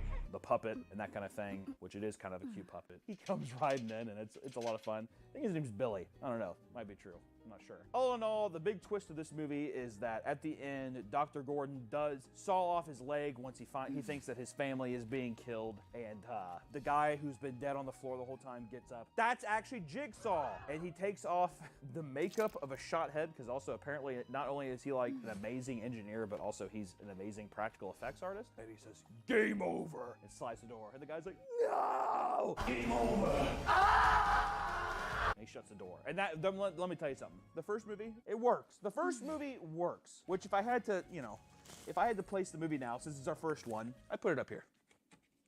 Nice number one. It deserves to be at the top. I mean, it's the thing that started the franchise. You know, is that gonna change later on? I don't know. You know, with each movie, we'll see. But you know, the movie is, I think it's shot on film. I don't think it's digital. It's very gritty. You see a lot of the texture of the film grain. It's very like yellow and green, which kind of becomes like the color of the movies. I don't know. It's just very odd. But all in all, fun twist. It's very, extremely heavily influenced by Seven. Rewatching it, I was like, this feels just like Seven. Which I gotta tell you, if you wanna watch this kind of film, just watch Seven. Just a better movie, honestly. Much better done, much better acting. It doesn't matter. Tobin Bell did his best, but all in all, it's a fun. I mean, for the beginning of a horror franchise that's just about like weird smut torture stuff, pretty fun. Get the pig mask introduced, good stuff. I remember when I was a kid, that scared the fuck out of me, that scene. That was like the biggest thing. He's taking pictures in an apartment because he's the photographer lighting up the space. Big jump scare, scared me a lot. Didn't like it, but you know, number one for now. We'll see. Going on to Saw 2. Oh baby, Saw 2. Now Saw 2 is the big follow-up to this very commercially successful Saw. It's just called Saw, it's not Saw 1, but at this point we'll call it Saw 1. Did we expect the sequel to do just as good? Well, guess what, it did. They got a $4 million budget, about like $2 or $3 million more, $2 or $3 million, Jesus Christ. $2 or $3 million dollars. $2 or $3 million more than the first movie, and this motherfucker made 147.7 million bones. Pretty crazy. This is something where we're like, okay, these are easy to make, they're cheap to make, we're gonna start busting them out every year, which is why this movie came out in 2005. Give me that synopsis. A group of people, including a detective's son, are trapped in a house filled with nerve gas and must navigate a series of deadly traps to escape. Meanwhile, the detective confronts Jigsaw in person. Which, let me start this off right now. This movie stars Donnie Wahlberg. And let me tell you something, he is not a leading man. I like Donnie, I think he's a good guy, but his charisma does not come through as a leading man. Better as a side character, to be completely honest. But he does try his heart out, and this time, the big thing is that, what does any franchise do when they try to do a sequel? You go bigger. You add more people into the mix, right? The first movie, it's just 2 guys in a fucking room, it's boring. Now it's like 6 or 7 people in a house. Go big or go home. Right? The whole thing with this is they all wake up and, you know, Jigsaw does his blah, blah, blah, blah, blah, blah. But this thing is kind of interesting is Amanda from the first movie, the girl that has the little bear trap, she's back at it. She's in this one now too, and you're like, ooh, what did that bitch do to get back here? But Jigsaw basically says that the house is being filled with a toxic gas and that the only way to get out is to find an antidote to escape the house, yada, yada, yada. And one of the people in the house is Donnie Wahlberg's son. So, you know, he has, I guess, motive to do that. And also we find out that Jigsaw he's dying. He has cancer. The movie starts and Jigsaw's there and he's just ready to give up. He's like, I'm dying. I have the big C. So take me, dude. And he says a little something like, All you have to do is sit here and talk to me. If you do that long enough, then you will find your son in a safe and secure state. And Donnie Wahlberg has to really swallow deep because he's wanting to kill this motherfucker because he sees his son on the screen. So let's list the traps off in this movie because there's a lot of traps. More people, more traps. Nerve gas house. Key behind the eye. Owie. Cops get their legs broken and electrocuted. That was pretty funny. And actually, whenever that happens too, the tricycle comes out at the top of the stairs. And I thought that was actually very cute. He's like, pretty good. Which also, if you're going into a maniac's den who's known for like industrial grade torture devices, why would you just kind of like be like, walk in into a fucking steel cage? Whatever, dude. A cab. I'm kidding. Gun through the eye hole. Homeless guy burns up in a furnace trying to grab some syringes. The pit of syringes, which is probably the best one in the movie. Hands in the box. You put your hands in a box, but you can't pull them out without shredding your skin. Those are the traps this time around. We start off, Donnie Wahlberg doesn't have a good relationship with his son, which sets it up perfectly that now he has to prove his love to his son. He has to go save him. That gives us all the motive in the world. So our A-plot is watching people try to work together in this crazy house with all these interesting characters. Really the only notable character is Donnie Wahlberg's son. The weird thing about this movie is that they have to work together because they don't realize that they all have numbers tattooed to the back of their neck. And a lot of these group ones that we'll find are just kind of like the key is working together or not being selfish is kind of the big reveal here of the game. Which essentially you have all these fun things, you know, like I said, you see Amanda get picked up by the angry Mexican guy and thrown into a syringe pit. That's always brutal and pretty funny just because that would suck. And especially funny because she gets out and he's unable to lock it in time, even though he has the key, but he can't find the lock and they run out of time, so it's all for nothing. Owie, owie, owie. The biggest reveal of all is that Amanda is actually helping Jigsaw, or she is the new Jigsaw in this one, and Donnie Wahlberg, he should have just not beaten the shit out of Jigsaw, and he should have just stayed put like he was told, because his son was actually in the safe the whole time. And all of the screens weren't live, they were pre-recorded, and his son was in a gun safe with oxygen. You do have a shot at the end and Jigsaw's like sitting there and he's like kind of smiling and he has like just his face is totally fucked from Donnie beating him up. Donnie! Why'd you do it, Donnie? I don't know, actually I was pretty underwhelmed with this. It's not like the worst thing in the world, but all of the contraptions, I don't think they were as fun. It didn't feel as moody or gritty as the first movie. They all just kind of felt like, oh, you're poisoned, so it's just kind of like, oh, syringe or people getting shot in the head, etc. I don't know. The syringe pit is the highlight of the movie. Everything else to me is just pretty forgettable. I mean, it introduces us to more of the police department, introduces us more to Jigsaw. We get more FaceTime with Jigsaw. He's not so mysterious in this one, which Tobin Bell, like I said, he carries the movie just like the same way he carried Seinfeld when he was on Seinfeld, because he was on Seinfeld. Roll the clip. I'll give you $5. All in all, I would say Saw 2 is... I feel like for being so middle of the road, it kind of feels like it was under average. If we have 10 films to go through, I think that I'd have to put it at like a 6. It's a little under average, which I would assume 5 is absolute average. So I think that I'm gonna have to put Saw 2 at number 6. And honestly, from this one too, it kind of makes me rethink putting Saw 1 immediately at 1 so early on. You know, I mean, we have 8 more films to go through. This one can't be the best, right? It's the first one, sure, but I'm gonna drop it down to 3 to be safe. I'm gonna hope that there's at least 2 more of these films that are interesting. So right now the rankings are Saw 1 at 3 and Saw 2 at 6. Sitting here talking about the film after you watch it too just doesn't do the service of, we've sat through about 4.5 hours of Saw movies already. It's daunting. This is a daunting task. Hearing people scream from torture devices, it's only so, it's never really fun. Honestly, I was gonna say it's only it's only fun for so long, but really it's, I'm not sure. But on to the next one. Next up, we have Saw 3. Now, Saw 3 comes in, it's directed by Darren Lynn Bousman. I'm pretty sure he is the guy who just directs them for a long time. But they come back now, and they get a $10 million budget. And this movie rakes in a whopping 164.8 million bones. Pretty good. Damn good. By this time, too, James Wan's setting up his other... I'm pretty sure he's an executive producer on these, making bank. And then next year, he's going to drop Insidious, which also costs like $5 and makes like $100+ million. God damn it, James Wan. Give me money. I just want a loan. Just a charitable loan. But the plot to this movie is this. Jeff, a man grieving the loss of his child, is put through a series of tests to forgive those he blames for the tragedy. Concurrently, Jigsaw, now on his deathbed, has his apprentice Amanda kidnap Dr. Lynn to keep him alive. Now this movie, in my opinion, has, it's a very strong story. I like this. We get to see Jigsaw, he has his cancer. The B story to this is him being kept alive. We do have some detective stuff, but really not really. It's lighter on the detective stuff this time, which is nice because honestly, the detective stuff gets pretty fucking cringe, all right? It gets kind of fucking boring. I don't care about cops. I hate the whole like rigmarole of having to go to the police station, like, oh, we got evidence in the bag, blah, blah, blah. I don't know. I say leave it out. Leave it the hell out. It immediately starts off at the end of the second movie, which we kind of start seeing a theme happen as well, which it starts off with Donnie Wahlberg, which, I mean, it has to be the last movie that he was ever in. I can't remember the last movie. If Donnie Wahlberg's been in a movie since 2007, just put him up here. I hope it's just crickets or something like that.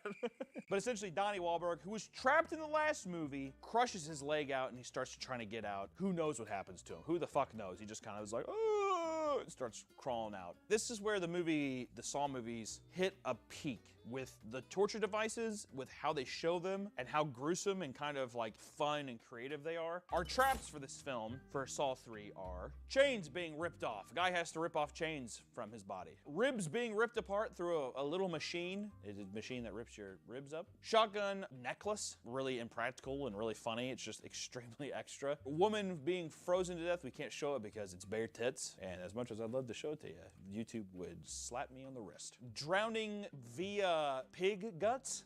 Pretty fucking gross. And the rack. That's like, in the medieval times, you would get stretched, but this one it's an industrial rack, so it's like his hands, his feet, and his neck are twisted. It's pretty fucking gruesome. Let's get into the movie, which this movie, it's fun. We get to see Jeff, who is a very sad dad because his son died. Oh, boo-hoo. Just kidding, that would be pretty tragic. But we see Jeff, who is mourning. He can't really process the death of his son, who was killed by someone hitting him with a car on accident. I don't think it was a drunk driving thing. I think it was just an accident. And he has a daughter who's not neglected, but you can tell he's the shell of his former self, and it's very sad. And he gets abducted by Jigsaw, because Jigsaw is a great guy, and he wants there to be orphans.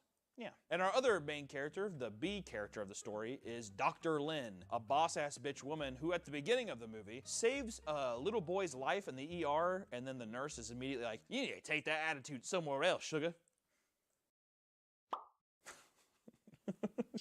She should have just done the Danny Glover accent. And she's getting scolded. She's not herself. She's very moody. She's a moody bitch, and no one likes her because she's so moody. She's so moody that at the beginning, as she's leaving for work, she's like, what? Her husband's laying in bed. She's like, what? What do you want? And her husband's like, I want a divorce. And she's like, God.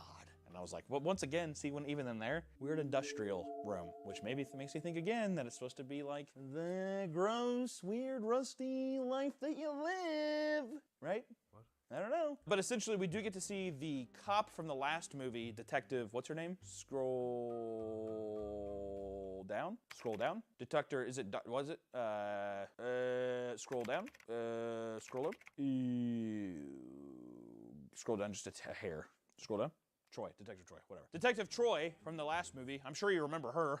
She sits there and she gets kidnapped this time as well. Which, when they go to investigate the guy who has to rip out the chains from his mouth, you start to see him like, how the fuck is he supposed to get out of that? He's supposed to rip a chain, like a big bar out of the front of his face. The guy does almost everything right. He tears off all the other things, and in the last second, he gets his fucking like body exploded by a nail bomb. Kind of crazy. The detectives come in to look at it, and one of the detectives is, I mean, if I'm being honest, overly sus. I mean, the guy is like extremely suspicious to me. He's just like, he just looks like a fucking scumbag. And Detective Troy is kind of questioning him. Yada, yada, yada, doesn't matter. She gets captured. Uh-oh. She has a big device set in her here. And she gets her ribs ripped out, even though she has to grab a key from a jar of acid, which she does it, but there's no lock. And then she sees somebody step out. We don't know who it is. And boom, her chest gets ripped out. It looks fucking awesome. Really fun. We cut back to Jigsaw, which Amanda from the second movie, the meth head chick, she wheels her in, the doctor, to Jigsaw, who's just like,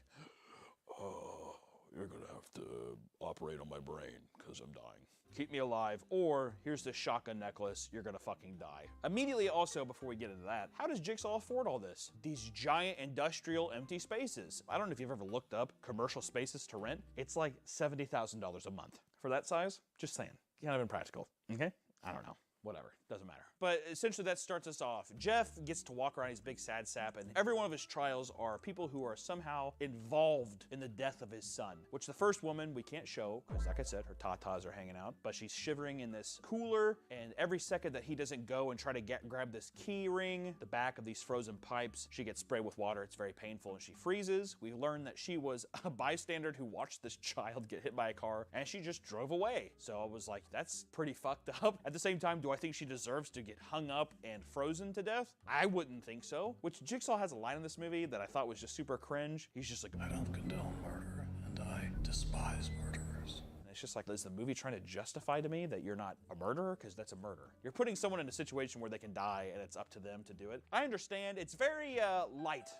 Kamigami. whatever, Death Note. Light Kamigami. What the fuck's his name? Whatever, put it here. That light. This one right here. With the Death Note where it's like he gets to decide if you kind of live or die and it's up to the actions you have. I don't know. It's just like some weird incel, cringe, try-hard shit. It's just a little speed bump. I was just like, oh god. But essentially, in all of these challenges, Jeff ends up helping them, but it takes a second for him to like wrap his brain around not being like vindictive towards these people. Which to me, whenever, it's a pretty funny cut. I wonder if we could play it with her frozen, because I don't know if you can see her tits there, but she's just an icicle. He sees her for 1 second, turns around, she's a full-blown popsicle, dude. It's pretty fun. Which the next one that Jeff goes and sees, it's the judge that gave the guy who hit his son with a car, like, was it like 3 months of probation or something? Like a very small sentence for killing a child. Even accidentally, it felt kind of like, really? That feels very like you're undermining the child's death. Which his torture is pretty awesome. He's like clamped down at the bottom of a vat. I was dipped in a vat.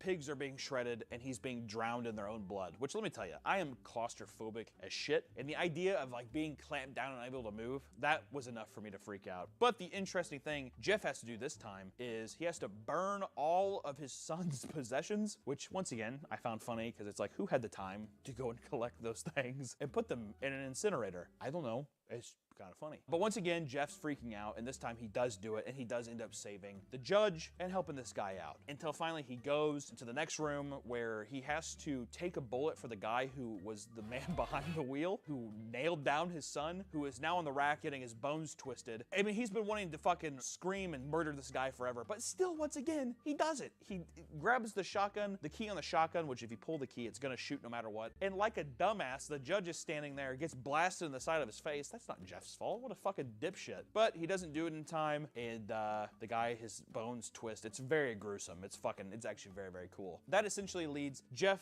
to enter into the ending of the story, and you know, we have some stuff with Dr. Lynn. She's kind of getting, not schmootsy, but her and Jigsaw have been talking. You know, she's just saying, hey, and Amanda's getting jealous. You can guys see her seething the whole time. There's a part in the movie where she is about to bang some heroin, but instead she does the healthy thing by cutting her thighs. That's if you ever have a drug addiction, just take up cutting. Way better. And essentially the end of the movie is if Jigsaw dies, then Dr. Lynn dies because the shotgun necklace is attached to his heartbeat, yada, yada, yada. End of the movie is Amanda shoots Dr. Lynn. Uh-oh, she's bleeding on the floor, but you get the biggest twist of all that Jeff was her husband. Dr. Lynn and Jeff were married. She's been cheating on Jeff, and the person at the beginning who said, I want a divorce, it's really her fuck buddy who wants her to divorce Jeff, the sad dad. And she's all guilt up too because her son died. So Jeff sees his wife get shot. He shoots Amanda. Uh-oh, she's dying. While Jigsaw's on his deathbed, he's just like, oh, by the way, Amanda, this was your fucking test, all of this stuff. And guess what? You failed, bitch, because you were supposed to be my heir.